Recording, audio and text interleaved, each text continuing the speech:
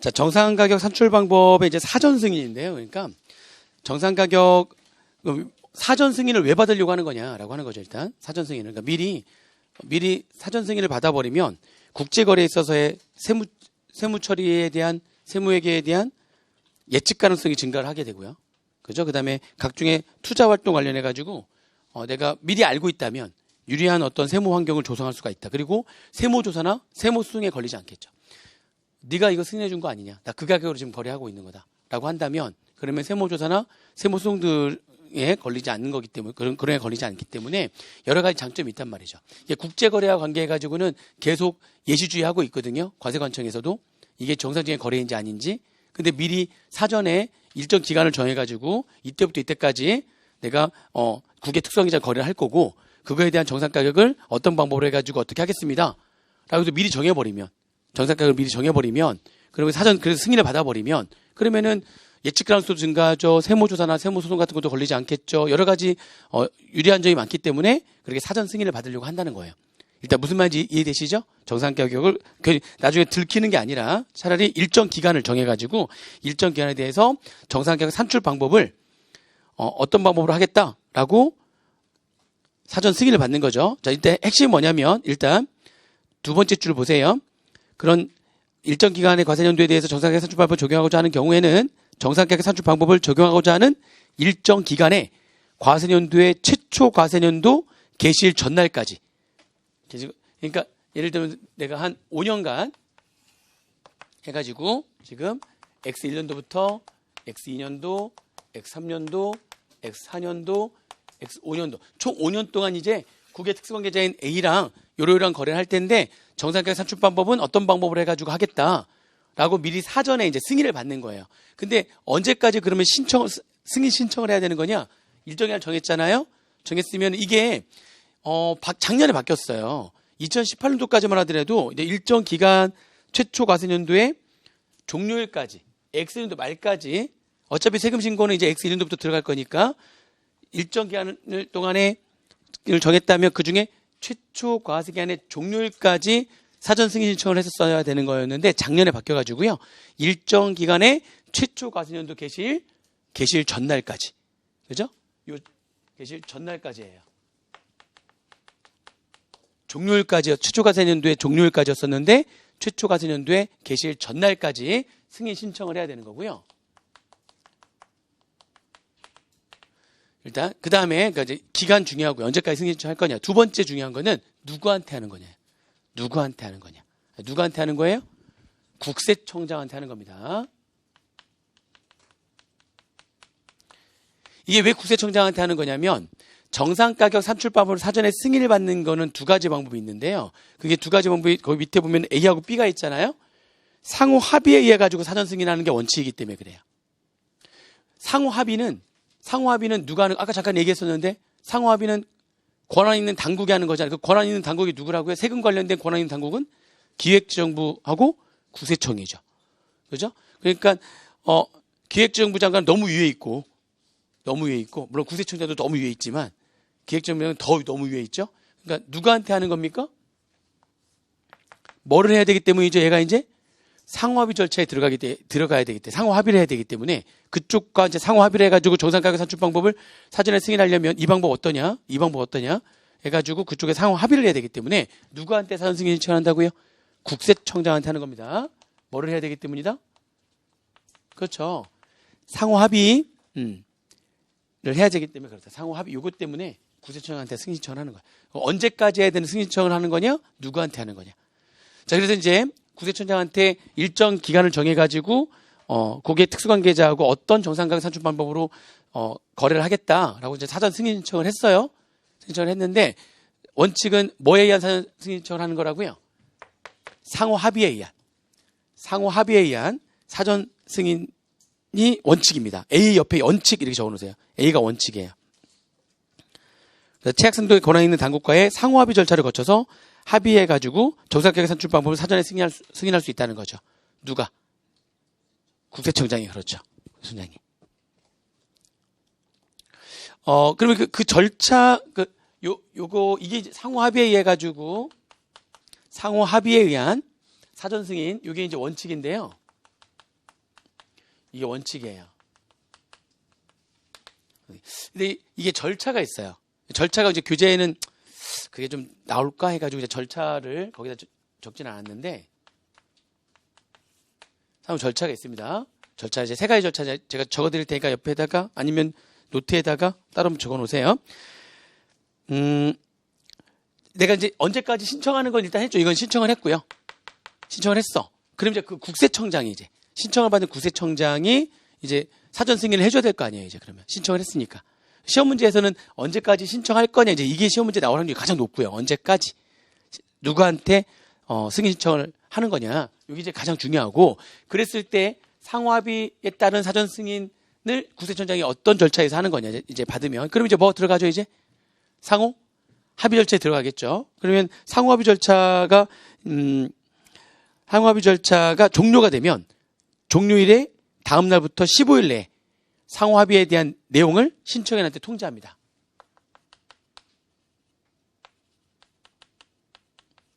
상호합의 종료일에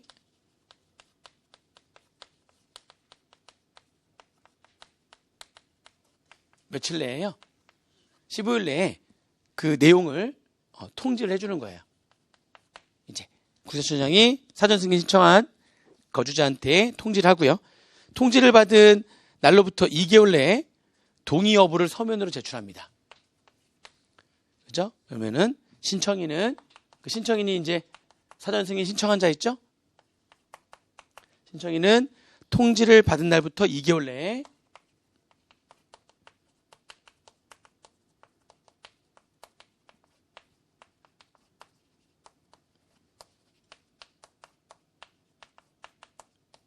동의 여부를 서면으로 제출하는 거죠. 동의 여부를 서면으로 제출하고요. 그죠? 그 다음에 국세청장은 동의서를 받은 날부터 15일 내에 사전 승인하고 또 통지합니다. 그러니까 이제 먼저 사전 바로 하는 게 아니라 상호합의를 거쳤으니까 상호합의에 대한 결과를 먼저 알려주고요. 자, 이렇게 하는, 저쪽하고 상호합의 했는데, 거래 승인율법으로, 하는 걸로 했다. 어떠냐? 이렇게 하면 얘가 2개월 내에 동의한다 라고 하는 서면을 제출하게 되고, 그렇게 되면 그 동의서를 받았잖아요. 이제 국세청장이. 그죠? 국세청장은 동의서를 받은 날로부터 또 며칠 내? 15일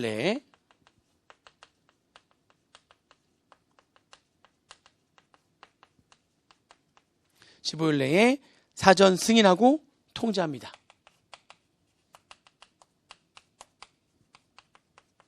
이래가지고 상호합의에 따른 사전 승인이 이렇게 되는 거예요. 언제까지 승인 신청할 거냐, 이게 제일 중요하고요. 시험 문제는 얘가 나올 건데, 혹시나 이 뒷얘기도 나올 수 있으니까 한번 정리한 거고, 이 뒷얘기가 나올 때는 좀 약간 디테일한 거긴 한데, 여기 두 번째 있잖아요. 여기 만약에 그러면 동의 여부를 서면으로 제출하지 않으면 어떻게 할 거냐, 이런 얘기죠. 동의 여부를 서면으로 제출하지 않으면 동의하지 않은 걸로 봐서 이 신청인이 사전 승인 신청을 철회한 것으로 봐버립니다. 만약에 여기 서면으로 제출 안 했어. 제출하지 않으면 뭐 하지 않은 걸로 봐요? 동의하지 않은 걸로 봅니다.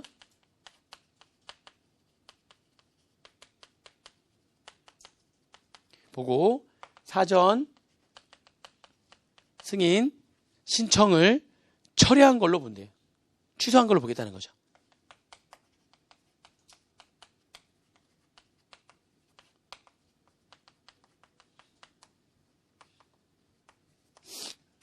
사전 승인 없는 걸로 하겠다는 거죠. 자, 이게 이제 원칙이에요. 상호 합의에 의한 사전 승인. 그죠? 근데 이제 두 번째는 뭐냐면 일방적인 사전 승인이라는 게 있는데, 이거는 납세자가 사전 승인 신청할 때 상호합의 절차를 요구하지 않은 거예요. 상호합의 하지 말고 우리가 일방적으로 그냥 이렇게 정하자. 일방적으로 사전 승인 해달라. 우리나라 쪽에서 상호합의 절차 거치지 말고, 응? 또는 상호합의 절차가 중단됐거나, 상호합의 절차가 중단되는 경우에는 두 가지죠. 그러니까 납세가 사전 승인 신청할 때 상호합의 절차를 요구하지 않거나, 아니면 상호합의 절차가 여러 가지 이유로 중단돼 버렸거나, 그러면 상호합의 절차에 의하지 아니하고 정상가격 산출 방법을 국세청장이 일방적으로 사전 승인할 수 있다는 거죠. 저쪽이랑 합의를 거치지 않고 일방적으로 사전 승인할 수 있다는 겁니다. 아시겠어요? 그걸 뭐라고 한다고요? 일방적인 사전 승인이라고 하는데 그 일반적인 사전 승인을 의 경우에는 그 가로 안에 있는 거 있죠? 국세청장은 신청인이 일방적 사전 승인을 신청하는 경우에는 신청일로부터 2년 내에 사전 승인 여부를 결정해야 된다. 이렇게. 그래서 가로 안에 있는 얘기까지 체크해 주시면 되겠습니다. 아무튼 사전 승인은 원칙이 상호 합의에 의한 사전 승인이 원칙인데 상호 합의하지 않고 이렇게 일방적 사전 승인을 할 수도 있다는 겁니다. 아시겠죠? 그러면은 또 이런 얘기가 있어요. 동그라미 2번에 정상가격 산출방법의 소급 적용 승인인데 지금 예를 들어서 이게 앞으로 5년 동안은 내가 이러이러한 방법으로 하겠다. 사전 승인 해달라. 사전 승인 해달라고 할 때에 합의 걸쳐가지고 아니면 일방적으로 해가지고 어떤 방법으로 이제 승인이 난 거죠. 이제 해서 사전 승인이 내려졌는데 문제는 이렇게 일정 기간 이전에도 국외특수관계자인 A하고 거래한 게 있는 거야. 이전에도. 그럼 앞으로는 세무조사 안 당하겠지만 이전에도 사실 거래한 게 있었거든요. 근데 거래한 게 있었는데 그때는 정상 가격으로 지금 했는지 안 했는지 또 따져보고 뭐 이렇게 들어올 거 아니에요. 나는 막 열심히 일하고 있는데 와서 자꾸 조사하고 뭐하고 그래도 짜증나는 거야. 그래서 소급 적용하는 거야. 이때부터 이때까지 거래만 하는 게 아니라 그전에도 거래한 게 있으니까 그전에도 거래한 것도 그때 우리가 정한 사전 승인한 그 방법을 그전 것도 적용하겠다는 거죠. 아예. 적용해버리겠다 해가지고 무슨 적용이요? 정상가격 산출방법의 소급 적용을 승인한다는 거죠. 그래서 거기 내용 보면 이런 겁니다. 거주자가 승인 신청 대상 기간 여기 X1년부터 X5년도 승인 신청 대상 기간 이전의 과세년도에 대해서 정상가격 산출방법을 소급해서 적용해 줄 것을 신청했다면 승인 신청 대상 기간 직전에 몇 년 이내로 소급해가지고요? 5년 이내로 소급해가지고 이때 정상가격 산출방법을 과거 5년 것도 적용해 주겠다는 거죠. 과거 5년에도 그걸 적용해 주겠다는 거예요. 승인할 수 있다. 다만 일방적 사전 승인의 경우에는 몇 년 동안 소급하고요. 그렇죠. 이렇게 상호 합의에 의한 사전 승인은 과거의 그 승인 신청 대상 기간 있죠? 대상 기간 직전 5년간 소급해가지고 정상가격 산출 방법 이제 사전 승인한 거를 5년 동안 소급 적용해서 적용하도록 승인할 수가 있고요. 일반적 사전 승인의 경우에는 정상가격 산출 방법 소급해서 적용해 줄 걸 신청할 때는 승인 신청 대상 기간 직전에 3년 이내에 소급해서 적용하도록 승인할 수가 있다. 그죠? 5년 이내, 3년 이내.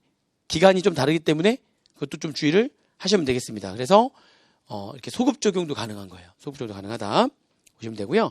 그 다음에 이제 이렇게 정상가격 산출 방법의 사전 승인을 얻은 경우에는 매년 신고기한 내에 납세지 관할세부장의 승인 내용을 반영해서 신고하여야 하며 동신고기한의 다음 날부터 6개월 이내에 국세청장에게 법 수정의 사항이 포함되어 있는 연례보고서 내부를 제출해야 됩니다.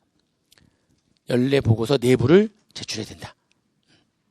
그러니까 이제 매년 이제 그 방법에 의해서 합니다라고 하는 거예요. 그 거래 이제 거래가 총 몇 번의 거래가 있었고 그래서 정상가격은 어떻게 산출 방법에 의해서 계산을 제대로 해야 될 거 아니에요. 정상가격 산출 방법을 뭘로 정해놨잖아요. 그 방법에 의해 가지고 정상가격이 얼마였고 그런 것들을 다 보고를 해야 된다는 거죠. 이제 쭉 보고를 해야 됩니다. 그럼 연례보고서 몇 부를 제출한다고요? 4부를 작성해 제출합니다. 그 다음에 국세청장과 거주자는 정상가격 산출 방법이 사전 승인된 경우에는 그 승인된 방법을 준수해야 하지만 다음의 경우에는 국세청장은 사전 승인을 취소 또는 철회할 수 있으며 관련된 체학상 등의 권한 있는 당국에 취소 또는 철회의 사실을 지체 없이 통보해야 된다. 그죠? 내용을 보니까 당연한 거죠. A. 연례 보고 제출했더니 안 해. 연례 보고 제출하지 않거나 B. 사전 승인 내용 또는 그 조건을 준수하지 않거나 C. 사전 승인된 정상가격 산출 방법의 전제가 되는 조건이나 가정의 중요한 부분이 실현되지 않거나 D. 관련 법령 또는 조세조약의 변경으로 사전 승인 내용이 적절하지 않게 되거나 이렇게. 그러면 지금 C하고 D는 사실 어떻게 보면은 이게 C하고 D는 이런 거예요. 그러니까 이런 내용이에요. 정상가격 산출 방법이 뭐였었냐면은 예를 들어서 제3자 비교 가능 제3자 거래로 하기로 해서 그 금액으로 하기로 했어요. 그러면은 비교 가능한 제3자와 거래를 했어야 되는 건데 X 2년도에는 비교 가능한 제3자랑 거래를 한 적이 없는 거야. 사전 승인을 지금 무슨 말인지 이해되시죠?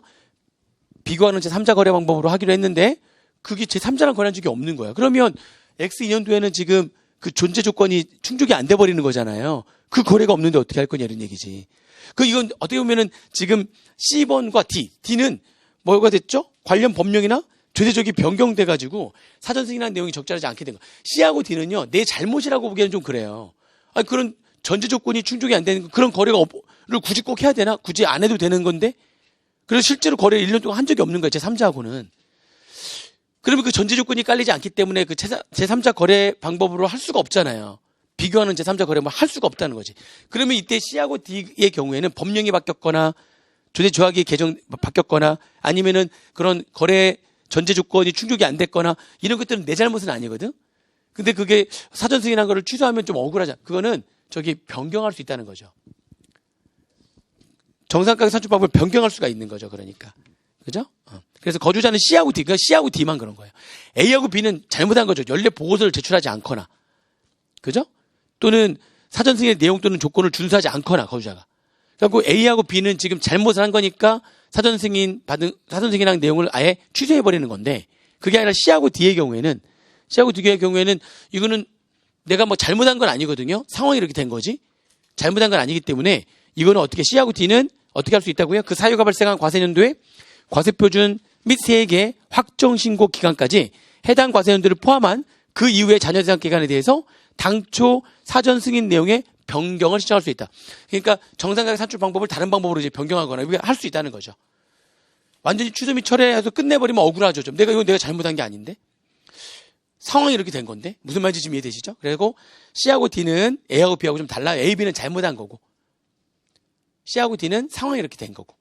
그래서 C하고 D는 사전 승인 내용에 뭐를 할 수 있다고요? 변경을 신청할 수 있다는 겁니다. 되셨죠? 그 다음에 정상 원가 분담액 등에 의한 과세 규정인데 이 내용이 좀 이거는 지금 국외 특수관계자하고 무형자산을 공동으로 개발 또는 확보하기 위해 가지고 원가라든지 비용이라든지 위험 부담을 해야 된다든지 뭐 이런 것들이 우리나라에 있는 갑이라는 법인이 국외 특수관계인하고 무형자산을 하나 개발하는 거죠. 국외 특수관계인하고 무형자산을 개발하는데 그러니까 이게 돈이 어마어마하게 들고 얼마의 돈이 들어갈지 모르고 그래서 이거는 그 사전에 기업 간에 사전에 합의를 하는 거예요. 얼마만큼 원가를 부담할 거냐. 얼마의 비용이 들지 알 수 없는. 뭐 예를 들면 지금 요즘 같은 경우에 본다면 이 코로나 이거 개발 백신을 만드는데 도대체 기간이 얼마나 걸리고 성공할지 여부도 불분명하고 이게 사실 그렇잖아요. 무형자산이라고 하는 게 돈을 쉽게 하면 개발비인데 그 개발비를 투자하는 거는 사실 어떻게 엄청난 돈이 들어가는 거고 어떻게 될지 모르는 거고. 그죠? 그래서 그거를 국외 특수인간으로 공동 개발을 하는 거예요. 지금 공동 개발. 그때 원가 분담을 어떻게 할까요? 사전 합의를 한다는 거예요. 사전 합의를 한다는 겁니다. 그래서 사전 합의를 공동 개발하는 경우에 약정을 다 체결하고 사전 합의를 한다는 얘기죠. 그러니까 두 번째 줄에 그 약정을 체결한다는 얘기는 둘이서 얼마만큼 부담할 건지 사전에 합의를 한다는 얘기예요. 이에 따라 공동 개발할 때에 거주자의 원가 등의 분담액이 정상 원가 분담액에 미달하거나 초과하면은 정상 원가 분담액을 기준으로 거주자의 원가 등의 분담액을 조정해서 거주자의 과세 표준과 세액을 결정 또는 경정할 수 있다는 거죠. 근데 아무튼 그 밑에 이제 동그라미 2번에 여기서 나올 만한 건 뭐냐면은요. 이제 동그라미 2번인데 이거 좀 어려운 얘기긴 한데 읽어볼게요. 과세 당국은 거주자가 국외 특수관계인과 공동 개발한 무형자산에 대하여 적정하게 원가를 배분하여 각 참여자의 지분을 결정한 후 공동 개발한 무형자산으로부터 기대 편익이 일정 비율 이상으로 변동된 경우에는 당초 결정된 각 참여자의 지분을 변동된 기대 편익을 기준으로 조정하여 거주자의 과세 표준과 세액을 결정 또는 경정할 수 있다. 이런 얘기입니다. 이게 이제 말은 이런 얘기예요. 그러니까 무형자산을 공동 개발하는 데 있어서 약정을 한 거죠. 처음에 둘이 이제 정한 거예요. 정해가지고 각각 얼마만큼씩 원가를 부담하기로 한 거죠. 원가를 부담하기로 이렇게 했단 말이죠. 근데 그게 나한테 들어오는 기대되는 그러니까 그 무형자산, 공동개발한 무형자산으로부터의 기대 편익이, 그러니까 기대되는 이익이 처음에 기대되는 이익에 비해서 20% 이상 변동이 돼버리면 처음에 정한 게 제대로 정한 게 아니라는 거죠. 우리가 처음에 원가 분담액을 정할 때 다 어떻게 정하겠어요? 기대되는 이익이 얼마인지를 다 예상을 해가지고 그래서 나는 얼마, 넌 얼마 이렇게 부담하자 이렇게 나눠놓은 건데, 근데 기대되는 편익이 내 쪽에 들어오는 기대 편익이라고 하는 거는 내 편으로 봤을 때 기대되는 이익이거든요. 내 쪽에서 봤을 때 기대되는 이익이 처음에 정했던 것보다 20% 이상 변동이 돼버리면 처음에 정한 기대 편익이 잘못된 거라는 거죠. 그럼 그거를 기준으로 해가지고 둘이 지금 나눠놨는데 그게 20% 이상 변동이 된다면 다시 정해야 된다는 거예요. 그렇죠? 그래서 여기서 나오는 거는 20%예요. 나오는 거는. 아시겠죠? 공동개발하는 무형자산의 경우에는 처음에 최초의 기대 편익을 가지고 원가 분담액을 서로 정하는 겁니다. 근데 그 기대되는 편익이 몇 % 이상 변동이 된다면, 그렇죠? 그 기대 편익이 일정 비율 이상으로 변동되는데 그 일정 비율이 20%예요. 20% 이상 변동된다면 당초에 결정되어 있는 그 기대 편익이 잘못된 거예요. 그거를 변동된 기대 편익으로 조정해가지고 다시 결정 및 경정을 해야 된다는 얘기입니다. 당연한 얘기인데 퍼센테이지 20% 거기에만 밑줄. 그러니까 그렇게 생각하시면 돼요. 여기는. 자, 그 다음에 제3자 개입거래인데, 제3자 개입거래. 거주자가 지금 우리가 이 정상 가격과 관련해가지고 이제 국내에 갑이라는 자가 있어요. 근데 이 국내에 갑이라는 자가 국외에 있는 B라는 자하고 거래를 한 거예요. 얘한테 물건을 팔고서 얘한테 대가를 받은 거죠.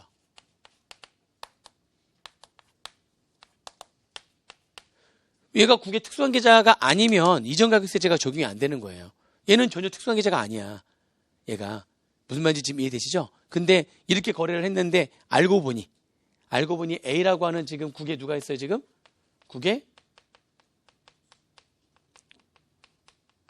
실질이 얘랑 거래한 게 아니라 얘랑 거래. 즉 두 가지 조건을 모두 충족한다면 그 두 가지 조건, 첫 번째가 뭐냐면 거주자와 국외 특수관계 간의 해당 거래에 대한 사전 계약이 있을 것. 지금 거래는 지금 누가 한 거네? 갑이랑 B랑. B는 그냥 제3자예요. 얘랑 거래하는데 얘랑 거래하는 이 내역이 누구하고 사전 계약이 맺어져 있어야 된다고요? 그렇죠. 얘하고 얘가 사전 계약이 있을 것. 그렇게 이해되시죠?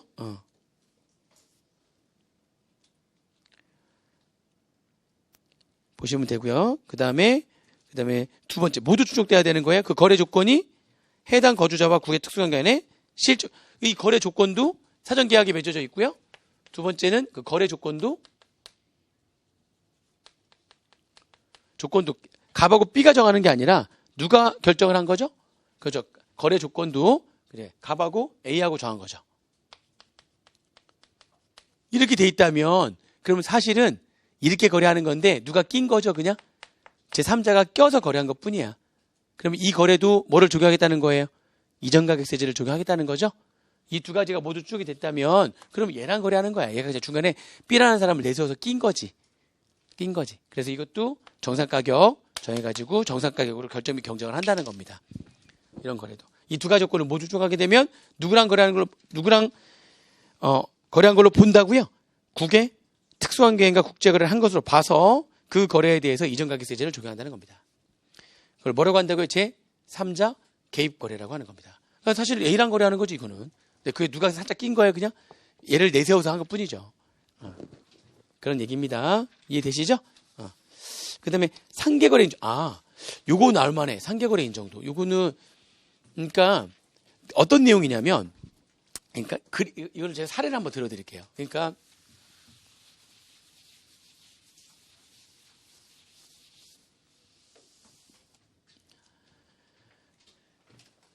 자, 상계거래를 인정한다는 얘기는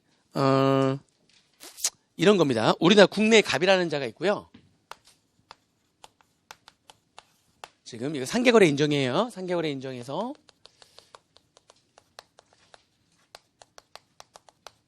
인정해가지고 국외에 A라고 하는 국외 특수관계인이 있는 거예요.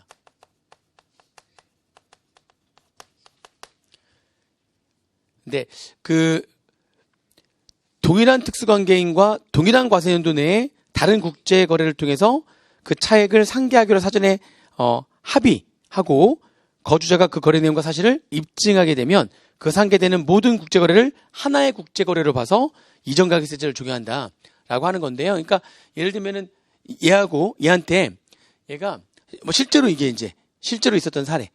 그러니까 이쪽이 우리나라에서 얘는 뭐 하냐면 블루투스 헤드셋 제조 및 판매라는 사업자고요. 그 블루투스 기술을 외국이 갖고 있죠. 외국에서 얻는 거니까 얘가 그 기술을 이전해 준 거죠. 근데 그게 이제 그게 특수관계자.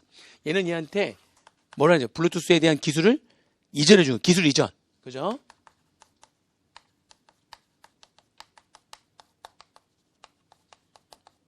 이전해 준 거예요. 그리고 난 다음에 대가를 받은 거죠. 대가를 3억. 이게 대가를 받은 거예요. 그리고 얘는 그 기술을 이전받은 그 기술을 가지고 블루투스를 제작해가지고요. 그 블루투스 헤드셋을 얘한테 또 파는 겁니다.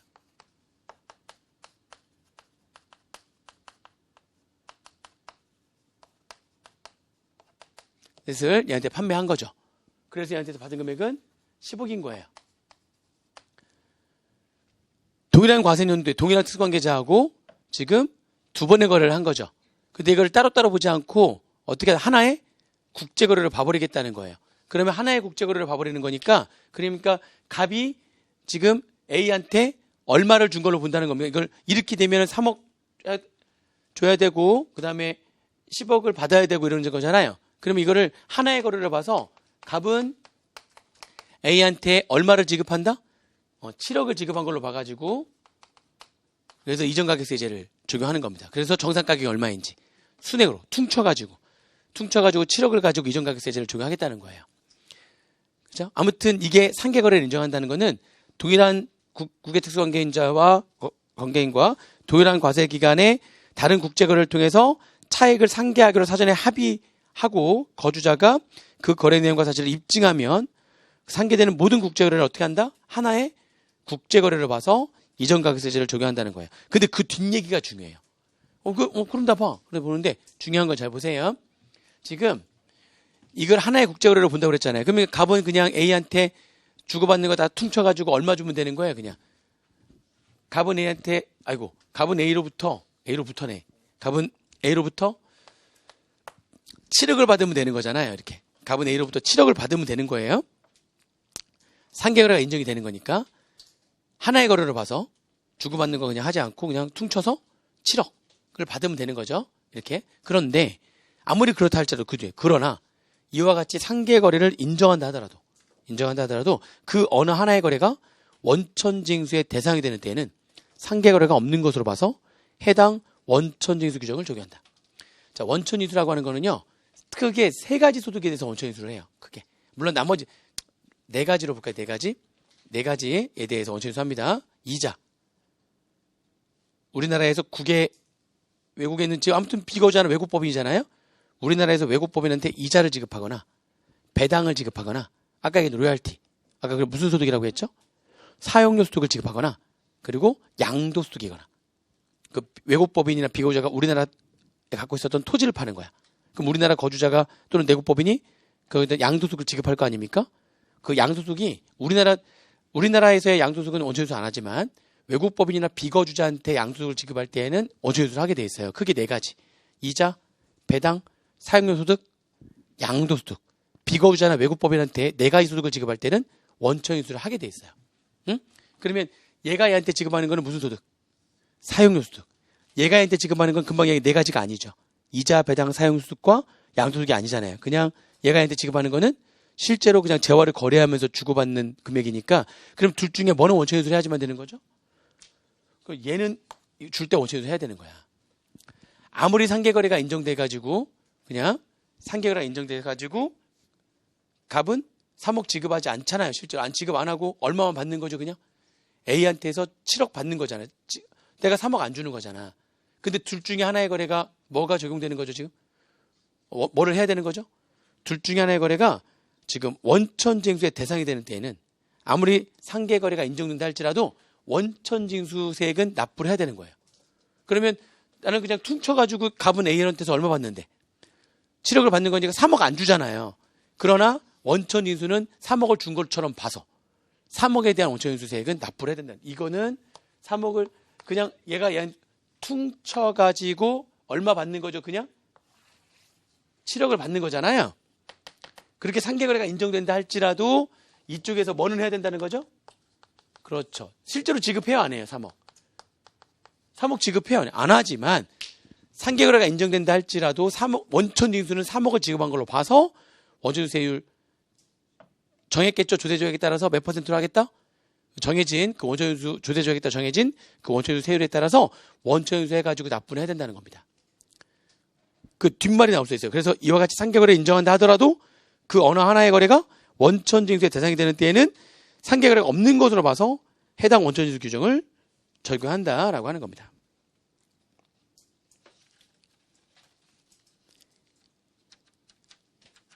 이해되시나요? 자, 그 다음에 무형자산 거래에 대한 정산가격인데요. 자, 요거는, 자, 일단은 잘 보세요. 첫 번째, 아까 얘기한 거는 우리나라 국내 갑이라는 법인과 국외 특수관계인이 무형자산을 공동개발하는 거고요. 공동개발 하는 거고, 지금 얘기하는 여기 참고는 무형자산을 거래한, 사고 파는 거예요. 무형자산을, 그러니까 내가 만든 상표권을 국외 특수관계인한테 팔 수 있잖아요. 디자인권을 팔 수 있잖아요. 지금 무슨 말인지 이해되세요? 그러니까 지금 아까랑 약간 다른 게, 아까는 무형자산을 공동 개발했을 때 원가 부담을 어떻게 할 거냐에 대한 얘기고, 지금은 무형자산을 거래하는 겁니다. 무형자산 사고 파는 거예요. 그때는 여기서 이제 봐야 되고 두 가지, 여기서 두 가지를 보면 되는 거예요. 두 가지인데, 첫 번째가 뭐냐면, 그러면 정산가격 산출 방법은 아까 어떻게 하라고 했죠? 1번부터 5번까지가 원칙이고, 그렇죠? 그러니까 그 중에 어떤 거지 간에 그냥 적용할 수 있는 거 적용하면 돼요. 근데 1번부터 5번까지가 결정할 수 없는 경우에는 6번을 가는 거죠. 6번으로 가는 거잖아요. 근데 이 국외 특수관계자하고 무형자산을 사고 팔 때에는, 무형자산 거래를 할 때는요, 그 1번부터 5번까지 방법 중에서 다음에 어느 하나에 해당하는 방법을 우선적으로 순서가 정해져 있어요. 일반적인 경우에는 이전가격세를 적용할 때 정산가격은 1번부터 5번 중에서 합리적이라고 판단되면 하면 돼요. 근데 무형자산에 대한 거래를 할 때는 그 중에 뭐를 우선 적용하라고요? 비교하는 제 3자 가격 방법과 이익 분할 방법, 그 두 가지를 우선 적용해보고, 그리고 안 되면 다른 걸 적용하게 돼 있어요. 약간 좀 다르네요. 그래서 그거 하나 꼭 알고 있어야 되고요. 5가지가 아니에요. 그 중에 뭐를 우선 적용한다고요? 2개, 비교하는 제 3자 거래 그 가격 방법과 이익 분할 방법, 그 두 가지를 우선 적용하게 돼 있다는 거, 그거 하나랑, 그 다음에 그건 3번을 보시면 되는데, 3번에 다음의 요건을 모두 충족하는 가치 측정이 어려운 무형자산에 대하여 사후에 평가된 해당 무형자산의 거래가격과 당초 거래가격의 차이가 당초 거래가격의 몇 퍼센트를 초과하는 등의 현저한 차이가 나면, 이게 아까 공동 개발할 때도 처음에 기대 편익 최초에 얘하고 원가 부담을 어떻게 하겠다고 정해놓은 게 있는데, 나중에 실제로 예상되는 기대 편익이 달라지게 되면, 그게 몇 퍼센트 이상 변동되면, 그렇죠, 20% 이상 변동되면은, 그러면은 새로운 그 변동된 기대 편익으로 해가지고 다시 바꿔야 된다, 결정비 경쟁을 다시 해야 된다고 그랬잖아요. 그렇죠. 공동 개발하는 경우에도 그렇고요. 이 무형자산을 거래할 때에도 얘는 거래한 거니까 이제 최초 거래가액이 그때 당시에는 측정을 할 수가 없어가지고 얼마로 그냥 정해서 한 거야. 근데 나중에 보니까 실제로 발생되는 경제적 편익 등의 여러 가지 사항을 고려해가지고, 여러 가지 사항을 이제 고려를 해서 사후에 평가를 해봤더니 당초 거래 가격하고 차이가 또 몇 퍼센트 차이가 나는 거예요. 20%를 초과해가지고 차이가 나는 겁니다. 얘는 또 초과네? 아무튼 퍼센테이지는 똑같이 몇 퍼센트죠? 20%고, 아까 얘기했던 거랑 그건 비슷한 개념이에요. 쟤는 20% 이상 차이가 나는 거고, 얘는 20%를 초과해가지고 현저한 차이가 나면, 그렇죠? 그러면은, 처음에 당초 거래한 금액은 합리적이지 않은 것으로 추정해서 다시 바꿔야 된다는 거죠. 다시 산출해야 된다는 겁니다. 그 두 가지.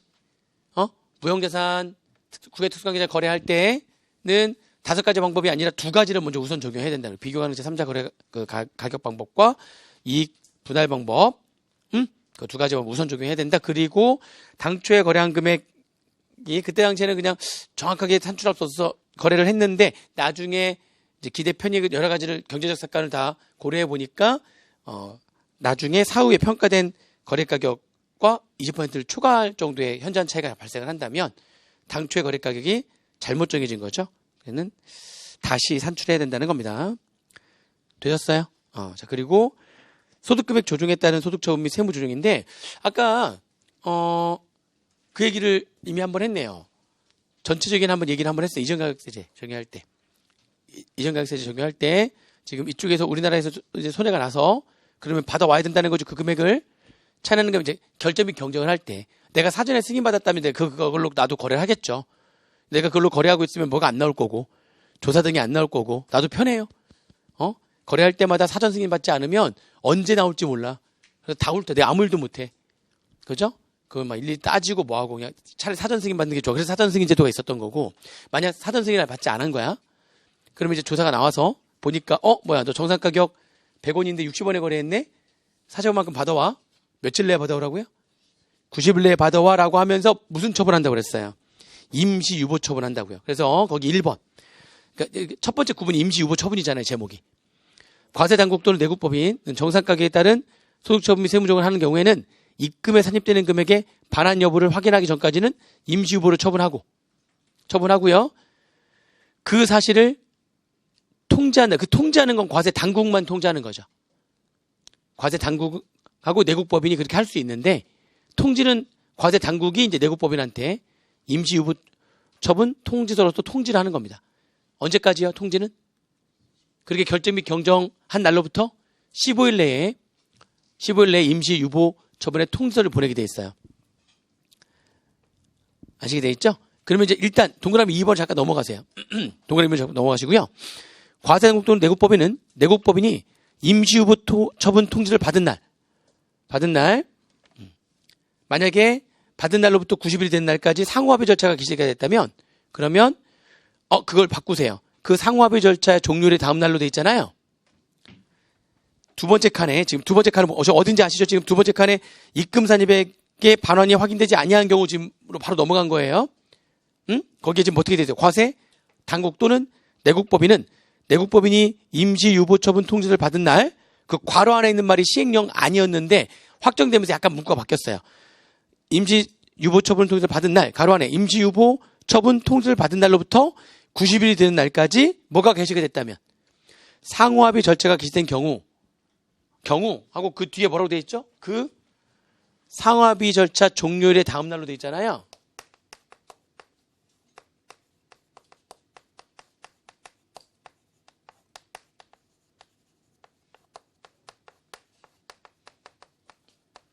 다음 날. 그러니까 임시 유보 처분 통지를 받으면은 90일 내에 반환 받으라고 했는데 그 90일 되는 그 사이에 뭐가 들어간 거죠? 상호 합의 절차가 개시가 돼버린 거예요. 그죠? 합의 절차가 개시가 됐다면 그러면 임시 유보 통지를 받은 날이 아니라 이날이라는 건데 이거를 지우고 이게 이제 실제 통지할 때는 이게 약간 문구가 바뀌었어요. 바뀌어가지고 이게 상호 절차 개시가 된 경우에는 그 결과를 통보받은 날.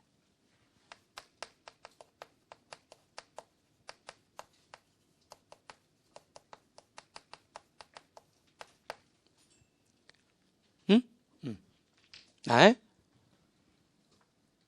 또는 과세표준과세액을 신고한 날. 신고도 할 수 있다고 그랬잖아요. 과세표준과세액을 신고한 날부터 며칠 내에 90일 내에 반환을 받아야 된다는 거죠. 그 얘기입니다. 그러니까 언제부터 90일 내냐 이런 얘기죠. 언제부터 임시 유보 통지를 받은 날로부터 90일인데 그게 원칙이에요. 90일. 근데 가로 안에 있는 말을 보니까 그 90일이 되기 전에 뭐가 게시가 됐다면 상호합의 절차가 게시가 됐다면 그러면은 그 상호합의 결과를 통보받은 날이니까 종료가 된 거죠. 종료의 다음 날이 아니라 이 날이 아니라 결과를 통보받은 날이라고 이렇게 바뀌었어요. 물론 이게 종료의 다음 날까지 결과를 통보하게 돼 있긴 하거든요. 근데 표현 자체가 그 상호합의 절차의 상호합의 결과를 통보받은 날로부터 며칠 내 90일 내에 반환을 받으라는 거죠. 아시겠습니까? 자, 임시 유보 통지를 받은 날 또는 그 임시 유보 통지를 받은 날로부터 90일이 되기 전에 상호합의 절차가 개시가 됐다면 그럼 그 결과의 통보를 받은 날로부터 며칠 내에 90일 내에 그 반환을 받으라는 겁니다. 그때 반환받을 때는 아까 잠깐 얘기했는데 그때 반환받을 때는 뭐까지 받아야 된다고요? 이자까지 받습니다. 그래서 거기 보면은 그 네 번째 줄에 보시면 내국법인의 그 90일 이내에 국외 특수관계인이 내국법인에게 이전 가격 세제에 따라 입금에 산입되는 금액 중 반환하려는 금액에 반환 이자를 가산하여 반환하였음을 확인하는 이전 소득 금액 반환 확인서를 제출하라는 거죠.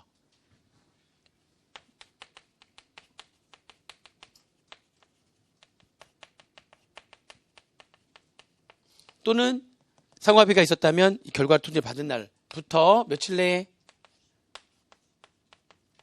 90일 내에 반환받으려는 금액 and 뭐까지? 반환 이자까지. 그래서 이자, 반환 이자까지. 반환 이자 계산하는 거 몰라도 돼요. 이 반환 이자까지 받는다는 게 중요한 거야, 그냥. 일수 해가지고 그 계산하게 돼 있어요. 일수 곱하기 이자율 해가지고 계산하게 돼 있는데, 근데 그 반환 이자까지 해가지고요, 이렇게 해가지고 요 금액을 반환을 받았다라고 하는 이전 소득 금액 반환 확인서를 제출해야 됩니다. 반환을 받으면 이전 소득 금액 반환 확인서를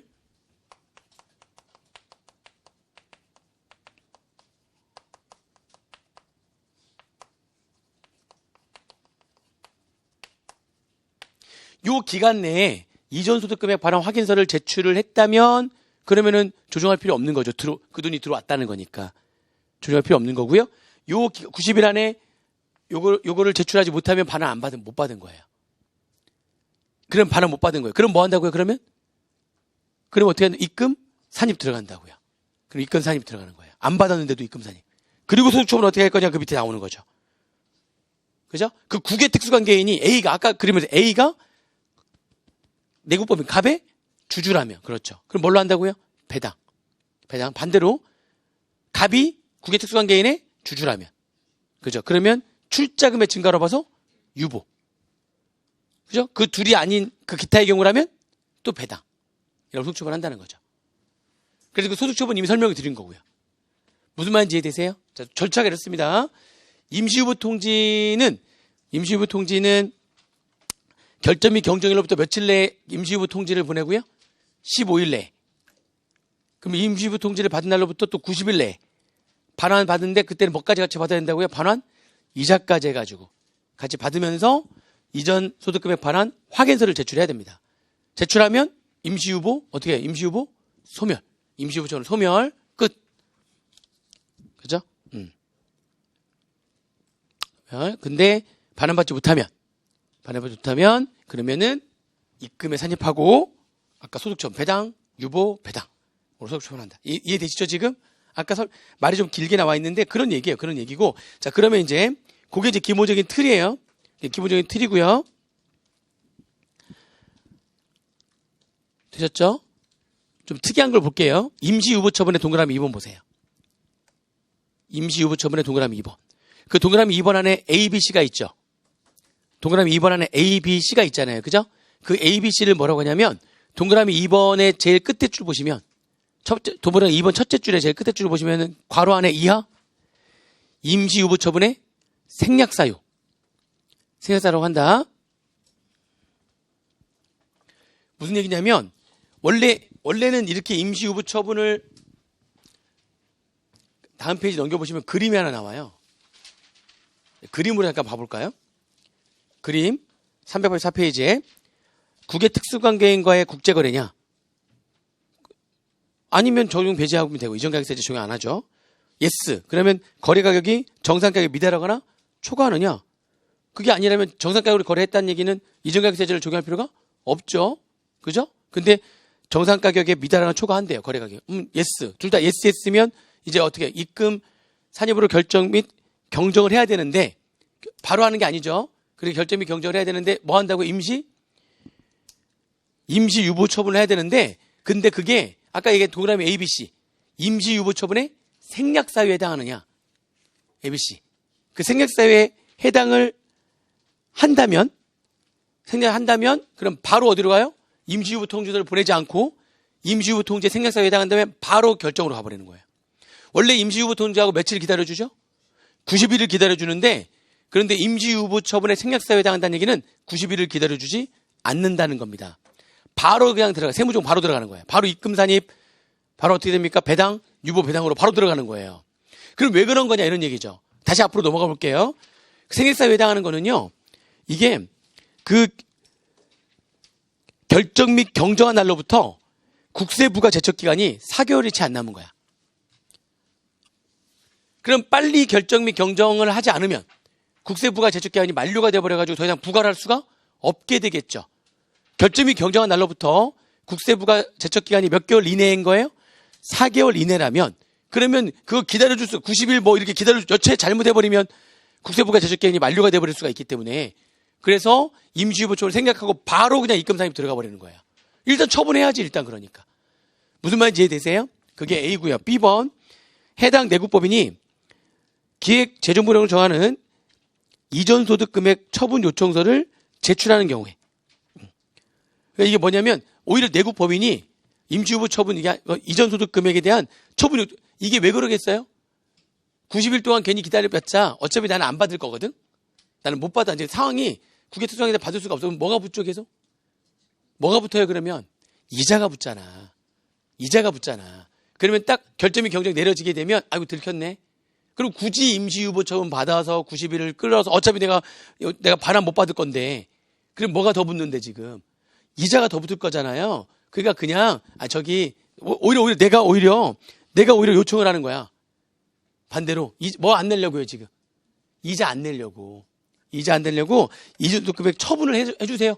빨리 처분해 주세요라고 내가 오히려 요청 이미 들켰잖아. 그럼 나는 어차피 반환 안 받을 거거든. 반환 받는 사이가 아니야. 그 어차피 난 입금 산입 될 건데 뭐까지 내릴 거니까 이자를 내는 거니까 이자 부담을 줄이려고 그냥 빨리 처분해 주세요라고 내가 요청하는 거야. 그러면 임시후보 처분 생략하고 바로 입금 산입 바로 들어간다는 거예요. 그럼 뭐가 줄어듭니까? 반환 이자가 줄어드는 거지. 무슨 말인지 이해되세요? 세 번째, 해당 법인이 폐업하거나 사실상 폐업하는 경우에. 그죠? 해당 법인이 폐업하거나 사실상 폐업하는 경우에도 이것도 회사 없어지게 되면 이제 생각 못 걷잖아. 못 걷으니까 바로 임시후보 처분 생략하고 바로 입금 산입 들어간다는 거예요. 자, 이 세 가지를 뭐라고 한다고요? 임시후보 처분의 생략 사유라고 합니다. 그 생략 사유 어렵지 않죠? 보니까 이거 나올 수 있는 거예요. 다 지금 얘기. 생략 사유 세 가지. 결정 및 경정일로부터 국세부가 제척기간이 몇 개월 이내인 거예요? 제척기간 만료가 4개월 이내인 거지. 그리고 내가 오히려 반대로 빨리 이전소득금액에 대해서 처분을 빨리 해주세요라고 요청한 거야. 요청한 거지. 세 번째는 폐업하거나 사실상 폐업을 하는 경우에도 완전히 없어졌거나 없어지기 전에 빨리빨리 처분해야 되는 거지. 그래서 이제 그런 경우라면은 이런 통지를 보내지 않고요. 결정 및 경정을 하게 되면 임시후보 처분하지 않고 어떻게 합니까? 바로 입금 산입 처분 바로 들어가는 거고요. 그 그림 384페이지 그림 이해되세요 지금? 그럼 임시후보 처분 생략 사유에 해당하지 않으면 그렇게 결정 및 경정한 날로부터 며칠 내? 15일 내에 임시후보 통지를 하고 그럼 임시후보 통지한 다음에 90일 내에 이전소득금액 반환 확인서를 제출했는지 여부를 따져보고 제출했으면 임시후보 소멸시키고 제출이 안 돼 있으면은 그러면은 소득자별로 배당 또는 유보 등으로 해야 될 거 아니에요. 근데 그거를 이전소득금액 반환 확인서 제출 기한에 며칠 내에 15일 내에 입금 산입해가지고 통지하는 거야. 15일 내에 통지하는 겁니다. 임시후보 처분 생략 사유가 있다면 결정 및 경정일로부터 15일 내에 바로 통지하는 거고.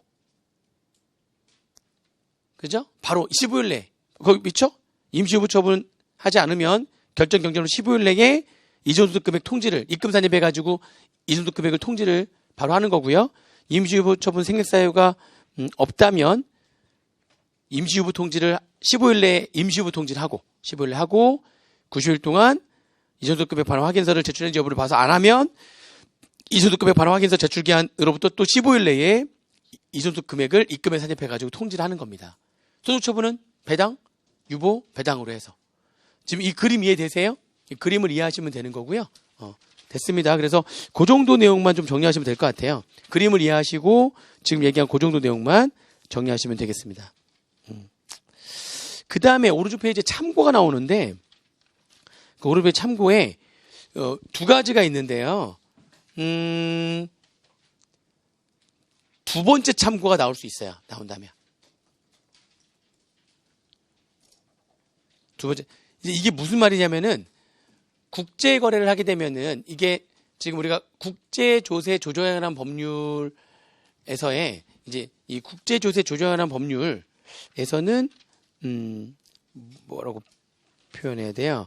그러니까 이게 지금 여기서 말하는 거는 이게 관세를 빼고 얘기하는 거거든요. 지금 우리가 얘기하는 거는. 그러니까 다시 말하면 국제 거래를 하게 되면은 관세라는 것도 내야 된단 말이에요. 세관장한테. 세관장 관세를 내야 되는 거고, 그리고 관세 이외에 내국세 또 내야 되는 거, 국세도 내야 되는 거고. 근데 지금 그 정상 그 관세도 관세를 부과하기 위해서는 이런 말 들어봤는데 우리가 재화의 수입을 하는 부가가치가 있어요. 관세.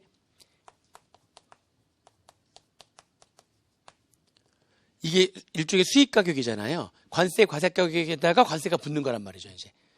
관세 과세 가격이 재화의 수입을 하는 부가가치 할 때도 필요한 거고. 그렇죠? 관세 과세 가격에 관세 붙고 그 수입하는 물건이 뭐냐에 따라서 개별소비세, 주세, 교통이용, 환경세 붙고 거기에 따라 붙는 교통세나 특별세 이런 것들이 따로 붙잖아요. 농특세나든지 교육세가 붙는 거 전부 다 합한 금액이 재화의 수입으로 난 부가세 과세 표준이 된다 이렇게 얘기하면서 재화의 수입 가격이라고 얘기했는데 이 관세 과세 가격도 어떻게 결정할 거냐. 이게 그 이전 국조법에서의 이전 가격세제에서의 정상 가격 산출 방법이랑 비슷해요. 비슷해요. 근데 똑같지 않거든요. 비슷해요. 비슷하게 똑같지 않아요. 그러면 국조법에 따르면은 예를 들면 정상 가격은 이렇게 하기로 했는데 관세 과세 가격은 또 이렇게 이게 약간 금액이 어떻게 되지만 이게 좀 다를 수가 있네. 그죠? 근데 이게 다르면은 나는 헷갈리잖아. 그러니까 그거를 어떻게 하는 거예요? 걔를 조정해 달라. 이렇게 청구할 수가 있어요. 국세 정상 가격과 관세 과세 가격 간에 조정을 위한 경정 청구라는 거예요. 내용을 보겠습니다. 자, 경정 청구의 의의를 볼게요. 국외 특수관계인으로부터 물품을 수입하는 거래와 관련해서 관세는 수입할 때만 내는 거니까. 관세는 수입할 때만 내는 거예요. 그러니까 국외 특수관계인한테 내가 물건을 팔 때는 관세 안 내거든요. 근데 국외 특수관계인으로 또 물건을 매입하게 되면 국조법에 따른 이전가격세제도 적용되고 뭣도 내야 되는 거죠? 관세도 내야 되는 거예요. 그래서 물건 수입할 때에 납세의무자가 과세당국에 법인세 등의 과세표준 신고서를 제출한 후에 관세법에 따른 세관장의 경정처분으로 인해서 관세의 과세가격과 법인세 등의 과세표준 및세액의 산정기준이 되는 정상가격 간에 차이가 발생하게 된다면, 그러니까 내가 법인세는 뭐에 따라 내는 거죠? 국조법에 따른 정상가격을 기준으로 해가지고 법인세를 낸 거예요. 근데 나중에 뭐가 결정이 된 거죠, 지금? 그죠? 세관장이 경정처분해가지고 관세 과세가격을 경정을 한 거죠. 그 방법이 다르거든요. 그래서 나 정상가격으로 지금 국조법에 따른 정상가격으로 법인세를 신고 납부한 거랑 관세 과세가격에 지금 차이가 발생을 한 거예요. 이해되세요? 그랬을 때 그 경정처분, 세관장의 그 경정처분이 있음을 안 날로부터 3개월 내에 과세당국에 법인세 등의 과세표준과 세액을 경정을 청구할 수 있다는 거죠. 다시 말하면은 지금 내가 사실은 이 정상가격으로 그걸 가지고 뭐를 냈는데 법인세를 냈는데 관세 과세가격이 나중에 경정처분이 있는 거죠. 이거에 따른 세관장의 경정 처분이 있었다면, 근데 이게 금액이 다르네. 근데 이걸로 하면 내가 더 유리하네. 그럴 수가 있잖아요. 유리할 때만. 아니 이걸로 바꾸면 내가 세금을 더 내야 돼. 그럼 가만히 있으면 되고. 그럼 이걸로 내면 되고. 이걸로 했더니 오히려 이걸 적용하면 내가 세금을 돌려받을 수가 있는 거예요. 그러니까 무슨 청구하는 거예요? 그렇죠. 지금 이걸로 바꾸면 더 불리해지면 그냥 이걸로 하면 돼. 그냥 이걸로 하면 끝 하면 되고 내가 유리한 쪽으로 가는 거예요. 그런데 이걸로 이제 먼저 이걸로 했고 나중에 이제 이렇게 된 거예요. 그랬더니 이 정상 가격도 세관장이 정한 관세 과세 가격 이것도 나름대로 세관장이 정한 건데 아까 말했죠. 방법이 비슷하다고. 세관장이 나름대로 결정을 한 거거든요. 그것도 굉장히 합리적인 방법들이에요. 근데 거의 비슷해. 이 정상 가격 산출 방법과. 그래서 얘가 세관장이 정한 거거든요. 근데 이걸로 정하면 내가 세금이 더 줄어든다면 무슨 말인지 이해되세요? 그러면은 나는 이걸로 바꿨을 때 더 낸다면 가만히 있으면 되지. 이거 뭐야? 세관장이 정해준 건데 국제거래와 관련해가지고 국조법을 적용하는데 세관장이 더 전문가 아니냐 이런 얘기지. 갑자기 그때 막 전문가를 찾는 거지. 그때 해가지고 그러면 이렇게 경쟁처벌을 한 것을 안 날로부터 몇 개월이네. 이거 우리 국기법 공부했을 때 뭐랑 비슷한 거지? 그렇죠. 후발적 사유라는 경쟁청구랑 기간이 똑같아요. 후발적 사유라는 경쟁청구는 어떻게 되는 거예요? 그러니까 이게 일종의 뭐가 돼? 이게 일종의 후발적 사유가 되는 거야. 그래서 이거를 적용해버리면 세금이 더 줄어든다면 그러면 이걸로 나는 조정해 주세요라고 경정청구를 할 수 있는 거예요. 이거 이렇게 한 걸 안 날로부터잖아. 똑같죠. 이거 후발적 사유로 인한 경정청구도 그런 거 아니에요? 후발적 사유가 발생한 것은 안 날로부터 몇 개월이네? 3개월이랑 똑같아요, 기간이. 네, 뭐 할 수 있어요? 이걸로 바꿔가지고 경정청구를 할 수가 있는 거예요. 이걸로 해달라고 경쟁청구를 할 수 있는 거예요. 그러니까 더 유리한 경우에만 그렇게 할 수 있는 거죠. 그러니까 무슨 말인지 이해되세요? 그래서 이건 국기법에서 공부했던 후발적 사유로 인한 경쟁청구 기한과 똑같아요. 그러면 이거 경쟁청구가 되게 되면 경쟁청구 했어. 그러면 이건 경쟁청구는 누구한테 하겠어요? 그러니까 법인세를 경쟁청구해야 되는 거잖아. 이걸로 바꿔달라고 법인세를 경쟁청구하는 거잖아. 그러니까 납세지 관할 세무장한테. 그렇죠.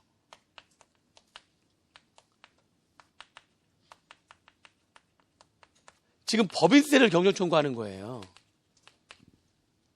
이해되세요? 무슨 말인지? 경정청구하는 거예요. 그러면 그 과세당국은 경정청구를 받은 날부터 몇 개월 내에 통지해줘야 되는 거죠? 결정을 해야 되는 거. 이것도 같은 거네. 우리 국기법에서도 경정청구는 그죠? 몇 개월 내에? 그래요. 경정청구를 받는 날부터 2개월 내에. 이날부터 2개월 내에. 2개월 내에 결정을 해줘야 되는 거죠. 통지에 보내줘야 되는 거지. 일종의 뭐예요? 이것도 후발적 사유인 거야. 후발적 사유. 나올 만한 거죠. 후발적 사유는 똑같아. 똑같아. 자, 근데 다시 한번 얘기하지만 일단 뭘 낸 거예요? 국조법을 적용해서 정상가격 산출해가지고 법인세를 낸 거야. 일단 냈는데 나중에 세관장이 그러니까 이게 수입하는 거래라면 관세를 내야 되는데 그걸 세관장이 관세 과세가격을 정했단 말이죠. 그 관세 과세가격 정하는 방법이 정상가격 산출 방법과 거의 흡사하단 말이에요. 무슨 말인지 이해되시죠? 그래가지고 했는데 그게 너한테 더 유리한 거라면 그걸 적용했을 때 세금이 더 줄어든다면 그죠? 이렇게 한 거를 안 날로부터 3개월 내에 법인세 경유청구를 하는 거고 그죠? 그러면 그 경유청구를 받은 과세당국은 관세부장은 2개월 내에 결정해서 통지를 보내주면 되는 거고 얘는 나올 만한 거예요. 얘는 나올 만하다. 그걸 제목이 뭐예요? 국세 정상가격과 관세 과세가격 간의 조정을 위한 경정청구. 내가 유리할 때만 하면 되죠? 나중에 세관장이 그 관세 과세가격 정했는데 그게 더 금액이 나한테 더 불리하다면 그렇죠? 이 쉽게 얘기하면 수입하는 거니까 나한테 더 유리하려면 금액이 더 커야지 유리한 거야? 작아야지 유리한 거야? 뭔 소리 하는 거예요 지금? 아니 내가 수입하는 거니까 나한테는 그게 송금이 되는 거 아니에요? 매출 원가가 되는 거 아니에요? 그죠? 그러면 이게 내가 처음에 정상가격 정한 것보다 과세가격 정한 금액이 더 어떻게 된 거죠? 금액이 더? 그렇죠. 더 커진 거야. 그러니까 관세는 만약 예를 들면 이거 수입하는 거니까 얘는 100원이었는데 얘는 150원인 거야. 그럼 이게 왜 이걸 해주겠어요? 이게 뭐를 더 내는 거죠? 그렇죠. 만약 100원이었다면 100원이었다면 관세도 100원에 대해서 관세를 낼 거 아니야. 근데 관세는 얼마에 대해서 내는 거니까 150원에 대해서 내는 거니까 법인세도 똑같이 150원으로 해가지고 법인세는 돌려달라는 거예요. 그러니까 지금 무슨 말인지 이해되세요? 관세는 150원을 기준으로 해서 관세를 낼 거 아니야. 정상 가격은 100원이었는데 세관장이 아니래. 150원이래. 그래도 관세를 더 걷어간 거야. 그러면 그러면 법인세도 이걸 기준으로 해서 법인세 해달라는 거지. 그럼 법인세가 어떻게 되는 거니까? 줄어들 거 아니야. 그럼 법인세 돌려받아야 되는 거지. 이게 맞는 거죠. 관세 더 내고 법인세 더 내고. 그죠? 얘는 이것대로 100원으로 하고 얘는 이것대로 150원으로 하고 나는 진짜 억울하게? 내가 봉이에요? 이건 말이 안 되는 거지. 왜 이걸 조정해 주는지 아시겠어요? 뭐를 더 내니까. 관세를 더 내니까. 그럼 법인세도 150원을 기준으로 해가지고 법인세 돌려달라는 거예요. 내 매입은, 나의 송금은 100원이 아니라 150원이라는 거지, 그러면. 한쪽은 송금 150원에 세금 더 내게 하고, 한쪽은 송금을 150원 인정 안 해주고, 100원만 인정해주고. 이게 말이 돼? 이건 국가가 아니라 뭐야? 깡패죠. 그죠? 도둑놈이지, 그거는. 그건 도둑놈인 겁니다. 가끔 국가가 도둑놈 같은 일을 해요. 말이 좀 약간 너무 대놓고 얘기하면 좀 그렇긴 한데, 세금과 관련해가지고 보면은, 할 말이 많아요. 국가가 도둑놈 같아요, 가끔씩 보면. 응? 진짜 아무튼, 그렇습니다.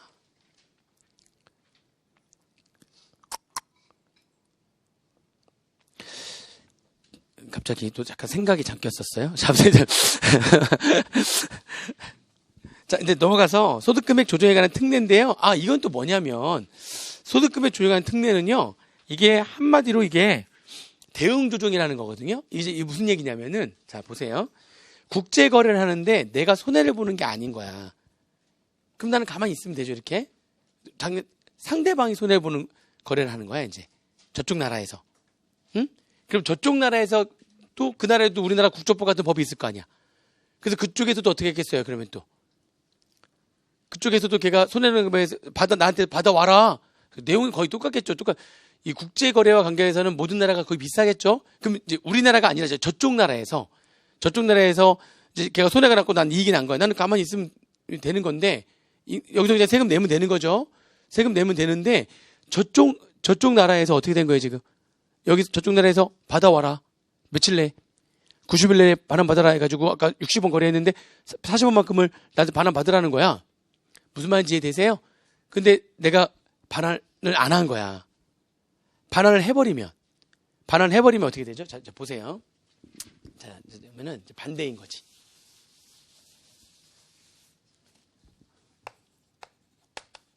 여러분 한번 상식으로 생각해 보세요.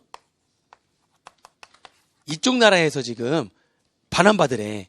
이쪽 나라에서 이제 국조법이 적용되는 거야. 이쪽 나라가 지금 거래해가지고 뭐가 났으니까 지금 손해가 났으니까 이쪽 나라에서 그거 받아오라는 거지. 그러면 우리나라 입장에서는 얘가 얘가 받아오면 그러면 임시후보 소멸하면서 얘는 그만큼 입금이 되죠. 근데 우리나라 입장에서는 얘가 얘한테 돈을 주는 게 좋아, 안 좋아? 좋아? 아니, 외화가 유출되는데? 우리나라 입장에서는, 특수한 계좌인데, 우리나라 입장에서는 얘가 얘한테 이게 돈을, 얘가 반환한다는 얘기는 돈을 준다는 얘기잖아요. 이런 반환이 있으면 좋아, 없으면 좋아. 우리나라 입장에서는 없는 게 좋아. 없는 게 좋아. 반환 안 해. 외화가 유출되는데 지금 요즘 같은 경우에는 외화 단단히 보여야 됩니다. 물론 지금 우리가 미국하고 몇 개 나라하고 IMF가 한번 터진 다음에 IMF가 지금 달러가 부족해가지고 터진 거란 말이죠. 달러가 부족해 터졌기 때문에 그 이후에 또 터지면 안 되잖아. 그리고 요즘에 또 난리 아니잖아요, 지금. 근데 이게 좀 안심되는 게 뭔지 아세요? IMF에 가지 않을 수 있는 가장 큰 이유가 통화 수합 거래를 한 거야. 그러니까 나라 간에. 그러니까 우리나라 원화로 달러를 교환할 수가 있어요. 수합. 할 수가 있는 거래를 미국 당국하고 우리나라 당국하고 통화 수합 거래를 맺은 거야. 미국이 우리나라 원화 가치를 인정해 준 거지. 그러니까 언제라도 우리가 원화 주고 달러를 가져올 수 있게 한 거예요. 그러니까 지금 우리나라 달러는 원화가 있는 것만큼 달러가 그만큼 보유가 될 수 있는, 물론 이제 제약 조건이 있지만, 그래서 한도가 있지만, 그러니까 IMF가 또 터지면 안 되기 때문에 그런 이제 안전장치를 마련해 놓은 거지. 그게 꼭 미국하고 뿐만이 아니라 이렇게 몇 개 나라하고 그런 통화 수합 계약을 맺고 있거든요. 일본하고도 맺고 중국하고도 맺고 있고 몇 개 나라랑 맺고 있어요. 근데 아무튼 그래가지고 지금 요즘같이 요즘 이렇게 난리가 요즘 났잖아요. 그래도 좀 안심이 되는 거야. IMF에 또 터져버리면 진짜 난리 뭐 속된 말로 개난리가 나요. 진짜 여러분들이 그걸 경험해보지 않았기 때문에 그때 당시에 어쩐지 응? 또 가슴이 아프다. 그때 막 어처구니가 없어요. 어처구니가. 시중 제1금융권의 이자율이 20%를 넘어갔으니까. 그죠? 거래는 안 돼요. 주가는 말도 안 되게 폭락을 가요. 그죠? 이자율은 말도 안 되게 높아져요. 부동산 가격은 전부 다 3분의 1 가격으로 다 떨어져요. 막 장난 아니었어요. 그때 현금을 가지고 있는 몇 명들만 기회라고 해서 돈을 벌고요. 나머지 거의 대부분 국민들은 진짜 눈물에 눈물을 흘리고 장난 아니었으니까. 아무것도 안 돼. 거래가 아무것도 안 되고 막 그랬으니까. 취업도 안 되고 뭐 취업 지금도 안 되지만요. 그때는 취업이 잘 되던 때예요. 그 바로 전까지만 하더라도. 장난하게 잘 되던 때인데 그래서 그때 막 위험하니까 이제 수합 거래 맺고 뭐고 해서 좀 그나마 안심이야. 약간 안심인데. 근데 아무튼 그래도 뭐가 유출되는 건 좀 싫어요. 그렇죠. 이거 우리나라 입장에서는 이거 반환 안 되는 게 좋아. 그랬더니 얘가 반환을 안 시킨 거야. 잘했지. 잘했어. 잘했잖아. 아니, 그러니까 줬으면 바로 얘가 뭐가 되죠? 송금이 될 거고, 얘는 그만큼 뭐가 되죠? 또 입금이 되는 거고, 임시후보가 소멸되는 거면서 송금되잖아. 근데 안 줬어. 그럼 우리는 잘했잖아. 그러니까 안 줬더라도 얘는 뭐 되죠? 받았어도 입금, 안 받았어도 뭐가 되는 거죠? 입금이야. 무슨 말인지 이해되세요? 안 받았어도 입금이잖아. 그럼 우리나라 입장에서는 어차피 이쪽은 입금인데, 그러니까 우리나라 입장에서는 얘가 안 주기를 바래. 야, 네가 줘도 입금, 주면은 받았으니까 입금 되는 거고, 안 줘도 입금. 그러니까 얘가 얘기하는 거죠. 아니, 제가 주면 저는 송금이잖아요. 그러니까 우리나라에서 하나 딱 만들어. 그래. 안 줘도 송금 산정해줄게. 이거예요. 그게 대응 조정이야. 그러니까, 아니, 우리나라 입장에서는 안 주는 게 좋잖아. 안 주는 게 좋잖아. 야, 안 줬어? 야, 어차피 저쪽에서. 그러니까 이거는 논리가 맞는 게, 안 줬더라도 이쪽에서 뭐가 됐기 때문에. 입금에 산입했기 때문에, 안 줬을 때도 이쪽에서 송금 해주겠다는 거야. 이게 부계부의 차이점이죠. 우리 부계부는요, 이럴 때 정상적인 거래를 하지 않아서 이쪽은 손해났고 이쪽은 이익이 났어. 그렇죠? 그럼 얘는 어떻게, 이쪽은 이익 난 거 그대로 인정하는 거죠. 그리고 이쪽은 송금? 불산입을 해가지고 전체로 세금을 많이 내게 하는 게 부계부잖아요. 근데 이전가격세제는 그게 아니라 지금 이렇게 됐어요. 그럼 얘는 반환받지 않더라도 입금 산입. 그럼 얘는 원래 그대로 인정해야 되는데 뭐 해준다고 이쪽에서는? 송금 산입. 그렇죠. 이게 부계부랑 차이가 있는 거예요. 부계부랑 내용이 달라요. 그러니까. 얼추 비슷해 보이지만 내용이 다른 거예요. 우리 입장에서 왜 이렇게 해준다고요? 지금 우리나라 입장에서는? 그죠? 외화 유출이 안 나가는 게, 그러니까 외화가 유출이 안 되는 게 더 좋은데? 야, 어차피 주든 안 주든 저쪽에서 입금인데? 그리고 얘가, 아니, 주면 저 송금이잖아요. 야, 안 줘도 송금이야. 국조법이 그래. 서로가 서로한테 그런 거예요. 우리만 그런 게 아니라 저쪽 나라도 그러겠죠. 저쪽 나라도 마찬가지인 거야. 다 모든 나라가 국조법이 그렇게 돼 있어요. 뭐가 되는 게 싫으니까. 그렇죠. 외화가 유출되는 게 싫으니까 그런 거예요. 어차피 이쪽에 입금 산입 돼 있고, 나가면, 유출, 굳이 안 해도 송금 산입 해줄게. 그걸 우리가 이렇게 하는 거를 이쪽에서는 당연히 이쪽 나라의 국조법이 적용됐겠죠? 그때 이쪽에서 그에 대해서 무슨 조정을 하는 거라고 이거를? 그렇죠. 이걸 대응 조정이라고 하는데 대응 조정. 이거는 우리나라만 그런 게 아니에요. 우리나라도 마찬가지로 국조법이 적용돼가지고 입금 산입이 되면 그러면 이쪽에서 또 돈을 솔직히 말하면 이쪽에서 돈을 주겠어요? 안 주겠어요? 안 주더라도 뭐가 될 거니까. 송금 산입되게 돼 있다니까요. 모든 나라가. 유출되는 걸 방지하려고. 무슨 말인지 이해되시죠? 그렇게 해서 그걸 우리가 뭐라고 한다? 대응 조정이라고 한다. 자, 그러면 이제 동그라미 1번은 이제 그래서 이제 하는 거예요. 그렇게 하는 건데 네, 읽어보겠습니다. 채약 상대국이 거주자와 국외 특수관계인과의 거래 가격을 정상 가격으로 누가?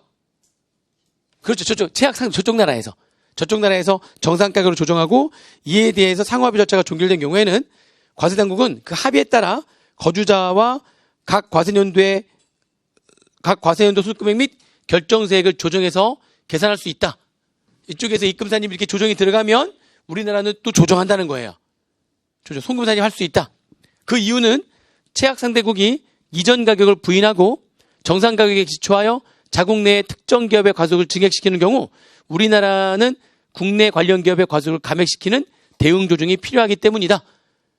이렇게 그게 이제 사실은 부계부를 떠올린다면 사실은 대응 조정 안 해야 되는 게 원래는 맞는 건데 우리나라 입장에서는 돈 안 내보낸 게 잘한 거니까 돈을 내보냈든 안 내보냈든 무조건 송금을 해주겠다는 거예요. 그래서 저쪽에서 이전 가격세제에 적용해가지고 정상 가격으로 조정해서 입금 산입했다면 우리나라는 이렇게 송금 산입하는 대응 조정을 한다는 거죠. 그렇죠? 한다는 거다. 이해되죠? 이렇게. 동그라미 2번에 근데 이러한 특례 규정을 적용받지 않은 거주자는 상호합의 그러니까 얘가 이렇게 했다는 거를 상호합의 절차 종료해가지고 통지를 받거든요. 결과 통지를. 그래서 상호합의 결과에 통보를 받은 날. 만약 일방적 사전 승인을 했다면 상호합의를 한 게 아니잖아요. 그러면은 그거는 국세청장이 발급한 통지서를 받은 날로부터 몇 개월 이내, 3개월 이내에 관할세무장한테 수정신고하거나 경조신고하거나, 그러니까 송금산입이라는 대응 조정을 해가지고 수정신고하거나, 이게 여기서는 송금산입하는 거니까 뭐가 해야 되겠어요? 경정청구를 하는 건데요. 몇 개월 내에 하는 거라고요? 3개월 내.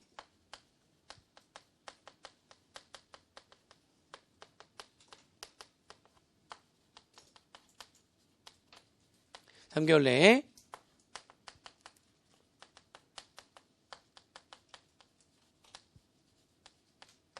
이렇게 표현하고 있는데 실질적으로는 경정청구죠.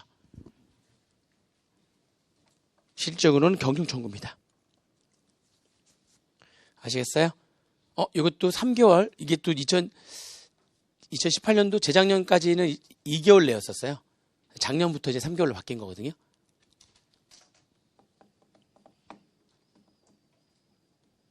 되셨습니까? 지금 여기까지 대응조정 이해되세요? 무슨 말인지 이해되시죠?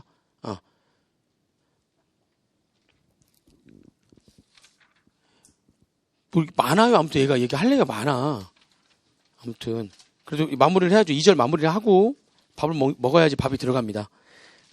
국제거래에 대한 자료 제출 의무인데, 국제거래를 하게 되면은요, 국제거래를 하게 되면 이제 국제거래를 하게 되면은 자료를 제출해야 되는데요. 그 자료 제출하는 게 첫 번째가 뭐냐면, 첫 번째가 국제거래 명세서예요. 그러니까 국제거래 했을 때 나랑 국외특수강제 A랑 어떤 물건을 얼마에 사고 팔았는지 그에 대한 명세서를 작성해서 제출해야 됩니다. 그 국제거래 명세서라고 하는 거를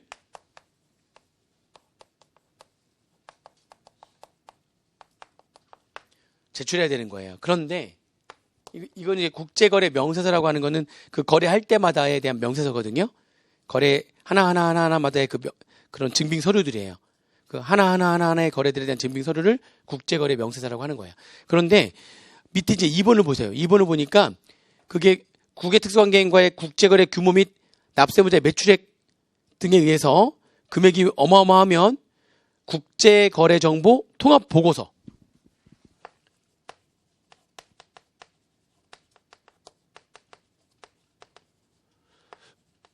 이 보고서는 이건 거의 책이야, 책.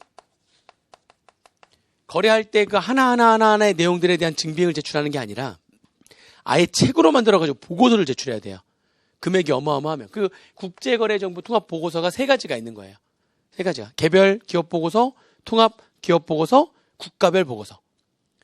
근데 그게 있는데 그거 중에서 개별 기업보고서하고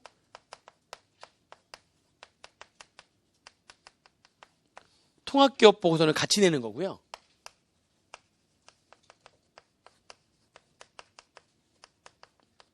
이렇게 국가별 보고서는 요건이 달라요. 이걸 내야 되는 요건은 같기 때문에 요건을 추가하게 되면 이 2개를 동시에 내야 되고요. 국가별 보고서는 또 다른 요건을 추가해야 되는데, 중요한 거는 이 개별 기업 보고서하고 통합기업 보고서에서 그 기준 금액이 나와요. 그래서 거래 금액이 총 얼마를 초과하느냐, 매출액이 얼마를 초과하느냐 이렇게 나오거든요, 지금. 그래서 국외 특수관계인과의 해당 과세년도에 재화거래 등 합계 금액이 얼마를 초과한다고요? 500억 원을 초과해야 되고, 해당 과세년도의 매출액이, 그러니까 국외 특수관계인하고의 거래하는 것 이외에 총 매출액이 얼마를 초과해야 되는 거예요? 1000억을 초과해야 되는 거고요. 그 2개를 모두 충족해야 되는 거예요. 기억, 니은이 둘 다 충족이 돼야 되는데, 문제는요, 여기에서 나오는 게 전년도라고요, 해당 연도라고요. 해당 연도의 동그라미.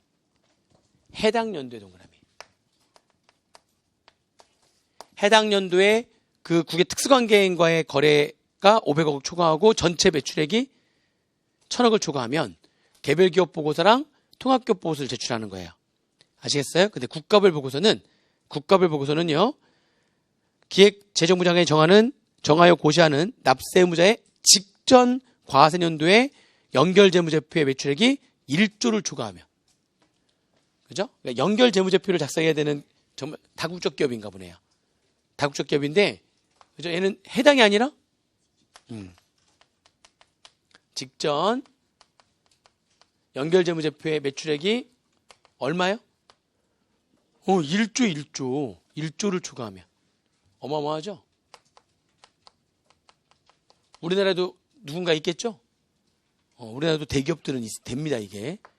1조를 초과하게 되면 국가별 보고서라고 하는 걸 내야 되는 거예요. 더 두꺼운 보고서가 있어요. 아시겠죠? 이렇게. 근데, 이 중에서 이 국제거래명, 이것도 제출해야 되고 이것도 제출해야 되거든요? 제출해야 되는데, 요거 있죠? 요거 이제 그러면, 요거 일단 언제까지 제출하는 거냐? 내용을 보니까 이런, 얘하고 이 국제거래 정보 통합 보고서, 이 세 개를 얘라고 부르는 건데요.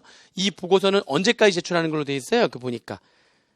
A 바로 위에 보시니까 법인의 사무 종료에 속하는 달의 말일로부터 12개월, 종료에 속하는 달의 말일로부터 12개월 내.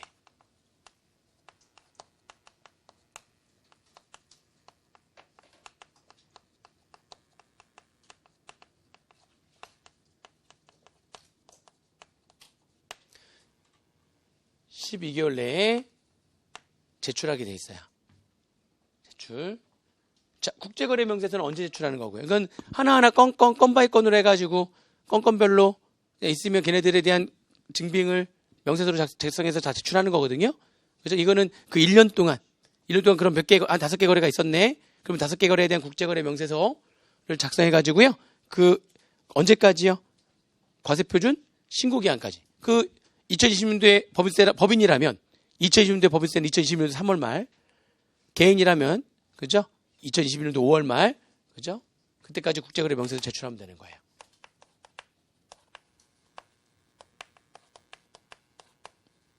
이건 3개월 내죠.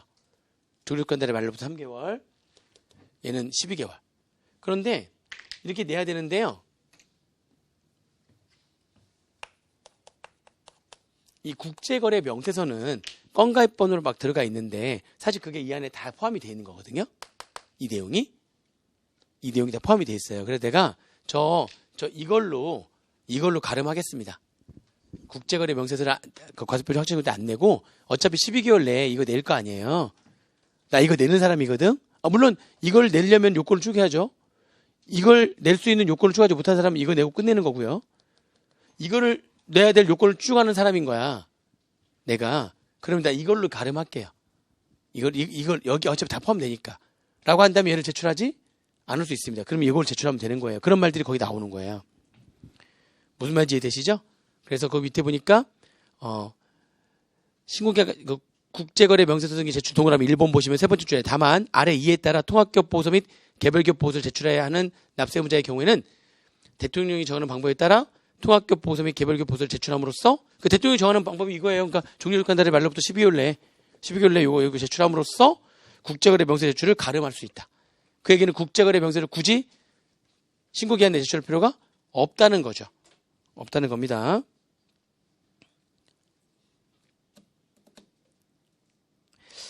(387페이지에) 동그라미 3, 4, 5번 있죠. 걔는 읽어보시고. 아니 한글로 작성해 제출해야 된다. 국가별 보고서는 한글 및 영문으로 작성해 제출해야 된다. 이런 건 설마 이런 게 아무튼 그냥 읽어보세요. 읽어보시고. 그죠? 그다음에 6번에 오타가 하나 있는데 납세지 관할 세무장은 납세 의무자가 법 소정의 정당한 사유. 그 정당한 사유라고 하는 화재, 재난, 도난, 사업의 중대한 위기, 요즘이죠, 요즘 같은 경우에는 다 정당한 사유가 되는 겁니다. 그런 정당한 사유로 국제거래 명세서 또는 국제거래 정보 통합 보고서를 위 2의 기간이 아니라 1하고 2죠. 이게 1번이고 얘가 2번이잖아요. 얘는 요때까지 제출하는 거니까 위 1과 2의 기한까지 제출할 수 없는 경우 1번이 빠졌어요. 위 1과 2의 기한까지 제출할 수 없는 경우로서 납세의무자의 신청을 받으면 몇 년의 범위에서 1년의 범위 내에서 제출기한의 연장을 승인할 수 있다는 겁니다. 정당한 사유가 있다면 1년의 범위 내에서 제출기한의 연장을 승인할 수가 있어요. 무슨 말인지 이해되시죠? 보시면 되고요. 두 번째 7번에 국가별 보고서를 제출해야 하는 납세의무자 및 국외 지배주가 있는 국내 종속기업은 자, 뭘 제출해야 된다고요? 뭐를요? 이걸 제출할 정도면 대기업 완전 대기업.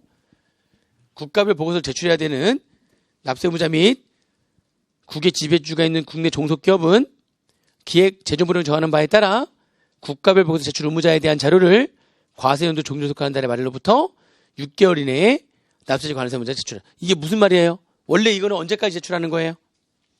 그렇죠. 종료속하는 달의 말로 12개월까지 제출하는데, 그러니까 이 국가별 보고서를 그러면 국가별 보고서를 본점 그러니까 그 중에 중심에 드는 놈이 있을 거 아니에요. 걔가 제출하면 되는 거 아닙니까? 이건 누가 제출하는 겁니다. 누가 우리의 중심입니다. 라고 하는 걸 신고하는 거야.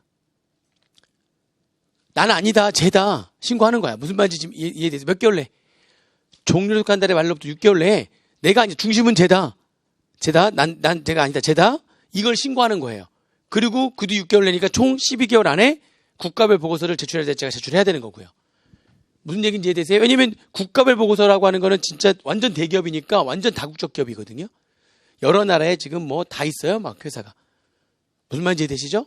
그럼 누가 국가별 보고서를 지금 제출해야 되는 자다라고 하는 거를 신고하는 겁니다. 제출 의무, 그러니까 국가별 보고서 제출 의무자가 누구다. 그 자료를 과세연도 종료속한 달의 말일로부터 6개월 이내에 제출하는 거예요. 다. 그 국외 지배 중에 있는 국내 종속기업이나 국가별 제출해야 되는 납세 의무자나 걔네들 다. 근데 그 7번에 의한 국내 종속기업은 원래는 종속기업은 제출 안 하거든요. 종속기업은 제출 안 하는 건데 국내 종속기업이 다음 중 어느 하나에 해당하면 종속기업이 국가별 보고서를 제출해야 된대요. A. 국내 종속기업의 국외 지배주주 소재 국가의 법령상 국가별 보고서 작성 의무가 없는 경우.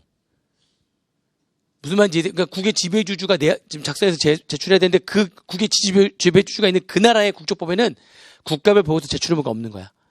그럼 우리나라에 있는 종속기업이 내야 된다는 거죠. 국가별 보고서를. 그렇죠? 그 다음에 국내 종속기업의 국외 지배주주가 있는 그 소재 국가에서도 국가별 보고서를 내는데 그 나라하고 우리나라가 조세조약을 체결하고 있지 않아서 정보 공유가 안 되는 거야. 그러면 누구도 내라? 종속기업 너라도 우리나라에서 내야 된다 이런 얘기죠. 무슨 말인지 지금 이해되시죠? 그리고 또 9번도 연결되는 건데 아까 국내 종속기업이 누가 지금 국가별 보고서 제출 의무자다라고 하는 그 자료를 6개월 내에 제출하라고 했는데 국내에 있는 다국적 기업의 종속기업이 그걸 제출 안 한 거야. 제출 안 했다면은 누가 내야 되는 거예요? 자신이 내겠다는 겁니다. 8번의 A, B뿐만이 아니라 9번에 해당하는 경우에도 누가 국내 종속기업인 경우에도 국가별 보고서를 제출해야 될 의무가 있는 상황이 된다는 거죠. 8번의 A, B하고 9번의 내용 무슨 말인지 지금 이해되십니까? 그렇게 정리하시면 되고요. 그 다음에 그 과세당국은 이전가격세제를 적용하기 위해서 필요한 거래가격 산정 방법 등의 관련 자료를 제출하도록 납세 의무자한테 요구할 수 있고요. 이런 요구를 받은 자는 자료 제출을 요구받은 날로부터 며칠 내? 60일 내에 자료 제출을 해야 되는데 60일 내에 해야 되는데 아까 우리 앞에서 뭐 정당한 사유 있었잖아요. 정당한 사유가 있으면 1차에 한해서 60일 더 연장이 가능합니다. 그럼 요즘 같은 경우에는 연장이 가능하거든요. 실제로 요즘 정당한 사유에 해당합니다. 요즘에 국가별 재난사태이기 때문에 진짜 요즘에 연장이 돼요. 그러면 60일 더해가 총 며칠? 120일 안에 제출하면 되는 거다 이런 얘기죠. 그 다음에 2번은 몰라도 되고요. 2번은 몰라도 되고 3번도 그냥 읽어보시면 돼요. 자료 제출을 걔가 안 했다면 하는데 안 했어. 안 하면 과세당국은 자기가 그냥 정해야 되잖아요. 그러면 유사한 사업을 영위하는 사업자로부터 입수한 자료. 네가 안 냈어? 그럼 너랑 유사한 사업을 하는 사업자로부터 입수한 자료를 가지고 정상가격을 산출할 수 있다는 겁니다. 뭐 그건 당연한 거니까. 동그라미 1번이 중요해요. 거기는 1번이. 아시겠죠? 이전가격세 적용하려면 자료 제출 요구하는데 그럼 며칠 내에 자료 제출한다고요? 60일. 정당한 사유가 있다면 1차에 한해서 며칠 더 연장? 60일 더 연장 가능. 자료 제출 의무를 이행하지 않았을 때 어떻게 할 거냐? 자료 제출을 안 했거나 또는 했지만 거짓의 자료를 제출했다면 1억 원 이하의 과태료를 부과하는데 그게 이제 시행령에는 좀 구체적으로 적혀 있어요. 법전에는 얼마 이하라고요? 1억 원 이하의 과태료를 부과하는데요. 그 괄호 안에 있는 말이 이제 시행령에 있는 얘기예요. 시행령에. 그래서 국제거래 명세서를 제출 안 했다면 또는 거짓으로 제출했다면 국의 특수관계인별로 각각 얼마씩? 국의 특수관계인별로, 그러니까 거래별로 하는 게 아니라.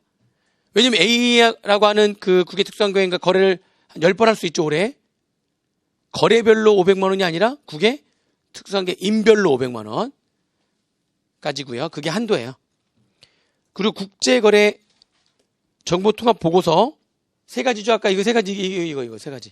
얘를 제출하지 않거나 이게 거짓으로 제출했다면 건당 얼마씩이라고요?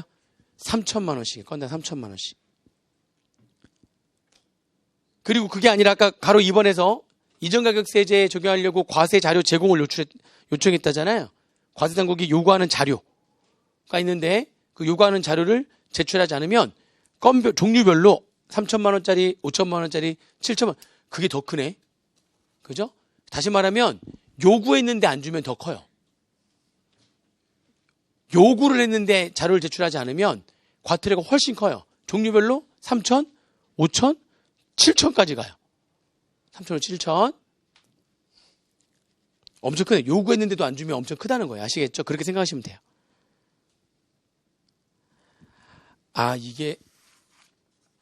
시간이. 다 끝나가요.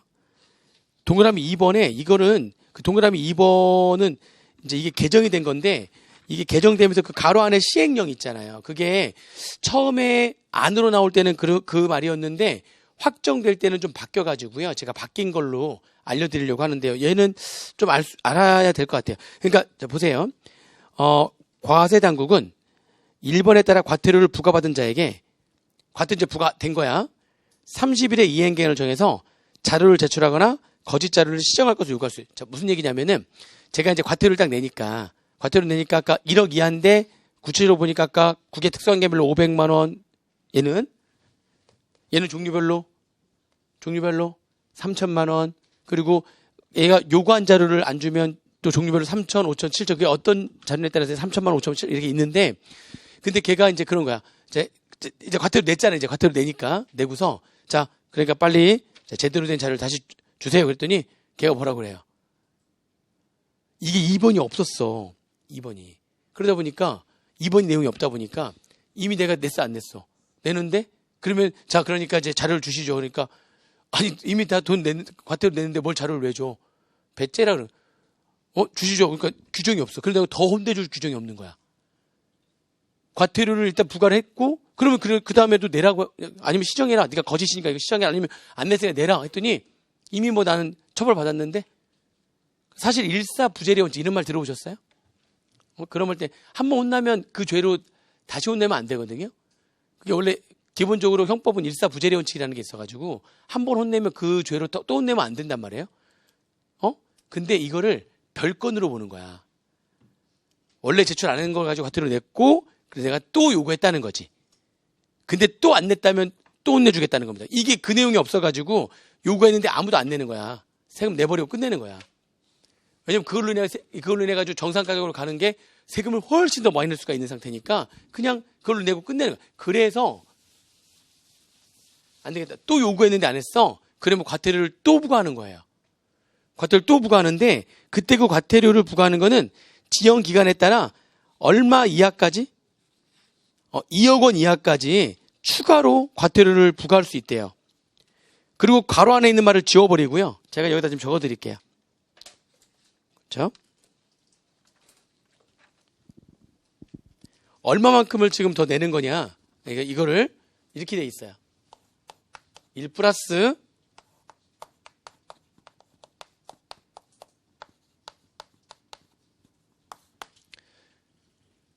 자, 여기서 말하는 그 지연 기간은 일단 30일 지났잖아요. 과세 당국이 정한 30일, 그러니까 30일을 다시 정해가지고 다시 제출하라고 하는 거예요. 동그라미 2번 보세요. 과태료 부과받은 자한테 며칠을 다시 정했죠? 30일을 다시 정해가지고 그 안에 다시 내라 이렇게 한 거야. 근데 걔가 30일이 딱 됐는데도 안 낸 거지. 안 낸 거예요. 그러면 지연 기간이라고 하는 거는 30일을 정했잖아요. 그 30일이 지난 30일에 이행기간의 말일의 다음 날부터 날짜를 세는 거예요.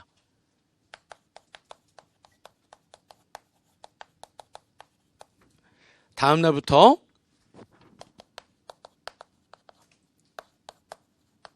이행을 한 날까지의 기간이 지연기간이에요. 30일 일단 다시 정했잖아요. 30일 다시 정해가지고 제출하세요 했더니 30일에 제출했으면 오케이. 근데 30일이 지났는데 안 돼서 그러면 그 다음 날부터 날짜를 세는 거야. 언젠간 이행하겠지. 그때까지 기간이 지연기간이에요. 이렇게 여기다가 곱하기 아까 거기 동그라미 1번에서 정한 과태료.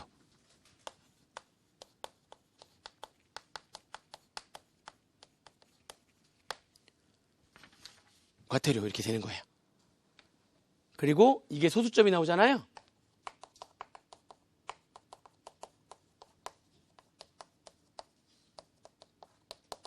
버려요. 자, 무슨 얘기냐면, 자, 보세요. 자, 그러면 30일이 됐어. 근데 그때까지 제출 안 했네? 그럼 그 다음부터 날짜 세는 거야. 날짜를 셌는데, 며칠 되냐면, 15일 더 지나가지고, 30일 지난 다음에 15일 지나가지고, 그때라도 이행을 했어. 그리고 지금 내가 이게 뭐를 안 낸 거냐면, 지금, 예를 들어서, 국제거래 명세서를 안 냈다고 볼게요. 국외 특수환경별로 얼마 했었죠, 아까? 500만원. 500만원. 근데 30일 다시 정해, 일단 500만원 과태료 냈고, 부과됐고, 그리고 30일 동안 다시 제출해 주세요. 근데 30일 지났네? 안 냈네. 그 다음부터 날짜 세는데, 그 다음에 며칠 지났다고요, 지금? 15일이 지난 다음에 그때 얘가 자료 제출한 거야. 그러면 1 플러스 1.5잖아요, 1.5. 곱하기 얼마요? 1.5 곱하기 500만 원 되는 거죠. 이걸 과태료로 하는 거예요. 과태료가 이렇게 바뀌는 거예요, 과태료가. 그러니까 원래 과태료에다가 0.5 과태료에 50%가 더 붙는 거죠. 더 붙는 거죠, 지금. 총 과태료의 1.5배를 내야 되는 거예요. 무슨 말인지 지금 이해되시죠? 그러니까 이게 얼마 되는 거죠? 750만 원이 과태료가 되는 거야. 자, 예를 들면은 60일이 지났어. 그러면 어떻게 돼요? 1 플러스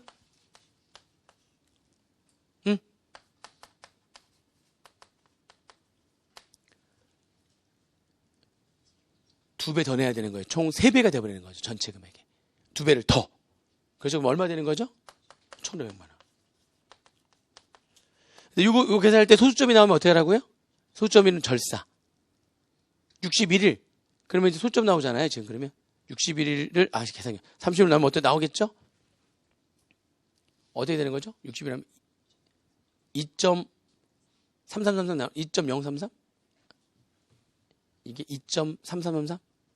그럼 그 뒤는 버리는 거니까 여전히 62일이면 또 0.661 나오겠죠? 버리고. 그죠? 63이면 딱 떨어지네. 63이면 그러면 어떻게 1 플러스 2.1이 나오는 건가? 소수점 이하는 어떻게 한다고요?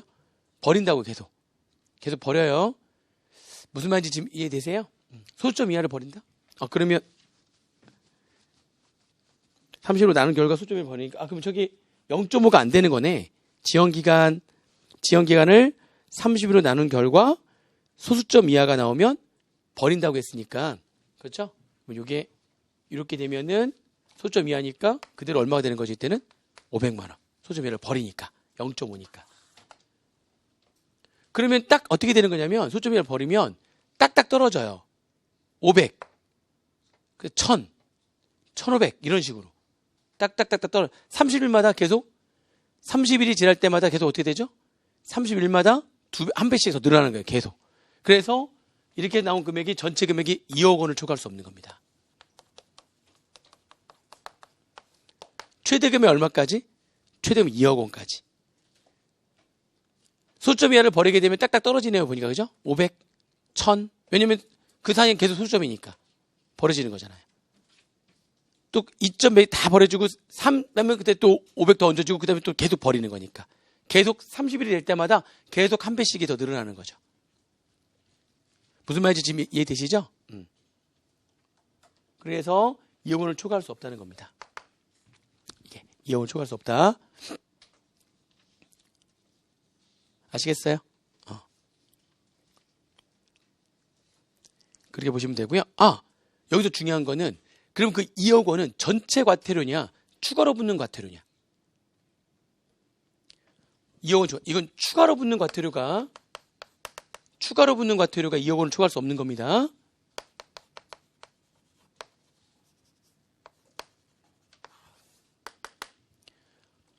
추가로 붙는 과태료가 2억 원을 초과할 수 없는 거예요. 그렇게 잘 보세요. 법 보세요. 지연기간할 때나 2억 원 이하의 과태료를 추가로 부과할 수 있다. 이거는 법적 표현이란 말이에요. 그러니까 추가로 붙는 과태료가 얼마가 더 되는 거 최대 2억이 더 붙을 수 있다는 거예요. 원래 과태료가 있고 그리고 추가로 붙는 과태료가 2억을 초과할 수 없다는 겁니다. 아시겠어요? 그리고 산식점 이해되시죠? 소점비를 버리니까 딱 30일 될 때마다 한 배씩 계속 늘어나는 거예요.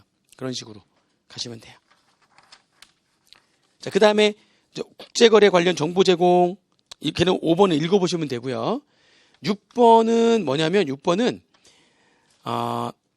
과세당국이 이전 가격세제를 적용할 때 다음 중 어느 하나에 해당하면은 국기법상 과소신고 과세세를 부과하지 않는데요. 1번 신고된 거래 가격과 정상 가격의 차이에 대해서 납세 의무자의 과실이 없다고 상업위 절차의 결과에 따라 확인되는 경우. 지금 정상적인 가격으로 거래 안 했잖아요. 정상적인 가격으로 거래 안 했으니까 지금 과세 조정을 해가지고 입금 산입 들어가는 거 아닙니까? 그렇죠? 그러면 얘가 원래 자기가 거래한 금액으로 신고를 한 거야. 나중에 결제비 경정해가지고 너 이거 정상 가격이 100인데 40원 입금 산입이 나중에 들어간 거지. 그래가지고 세금을 더 내야 되는 상황이 발생한 거예요. 그럼 최초 신고를 잘못했으니까 과소 신고 과세를 내야 될 거 아닙니까? 근데 그게 상호합의 절차의 결과에 따라 납세 의무자의 과실이 없다라고 확인이 되면, 그죠? 만약 일방적 사전 승인은 상호합의 안 하잖아. 일방적 사전 승인을 할 때는 납세 의무자의 과실이 없다고 누가 판정하는 거죠? 국세청장이 판정하면 되고요. 상호합의에 의한 그 경우에는 상호합의 절차의 결과에 따라 납세자의 과실이 없다라고 확인되면, 아무튼 납세자의 과실이 없다라고 확인이 되면 그러면 이제 과소신고과세세를 부과하지 않는다는 거고요. 2번 납세 의무자가 소득세 또는 법인세를 신고할 때 적용한 정상가격 산출법에 관한 증명서를 보관 비치하거나 개별 기업 보고서를 기한 내에 제출하고 합리적 판단에 따라 그 정상가격 산출법을 선택해서 적용한 것으로 인정되는 경우에는 그럴 때는 그게 잠깐 잘못돼가지고 과소신고가 됐다 할지라도 그게 잘못될 수도 있잖아요. 근데 그때 당시에 합리적으로 판단해가지고 증빙서를 다 갖추고 있고 그때 당시에 합리적으로 판단해가지고 남도 그 가격으로 신고를 했는데 그게 나중에 보니까 잘못 신고한 거야. 그래가지고 잘못 신고했을 때는 과소신고과세세를 그거는 그래도 그때 당시에는 합리적으로 판단했고 그 증빙 다 보관하고 있어. 그러면 과소신고과세세는 부과하지 않을게. 1번하고 2번의 경우에는 그때만입니다. 1번하고 2번의 경우에만 과소신고과세세를 부과하지 않는다는 겁니다. 아셨겠죠? 여기까지 식사하시고요. 2시 반부터 해가지고요. 3절부터는 조금 스피드가 붙을 거예요. 이게 앞부분이 어려워요. 지금 뒷부분은 할만해요.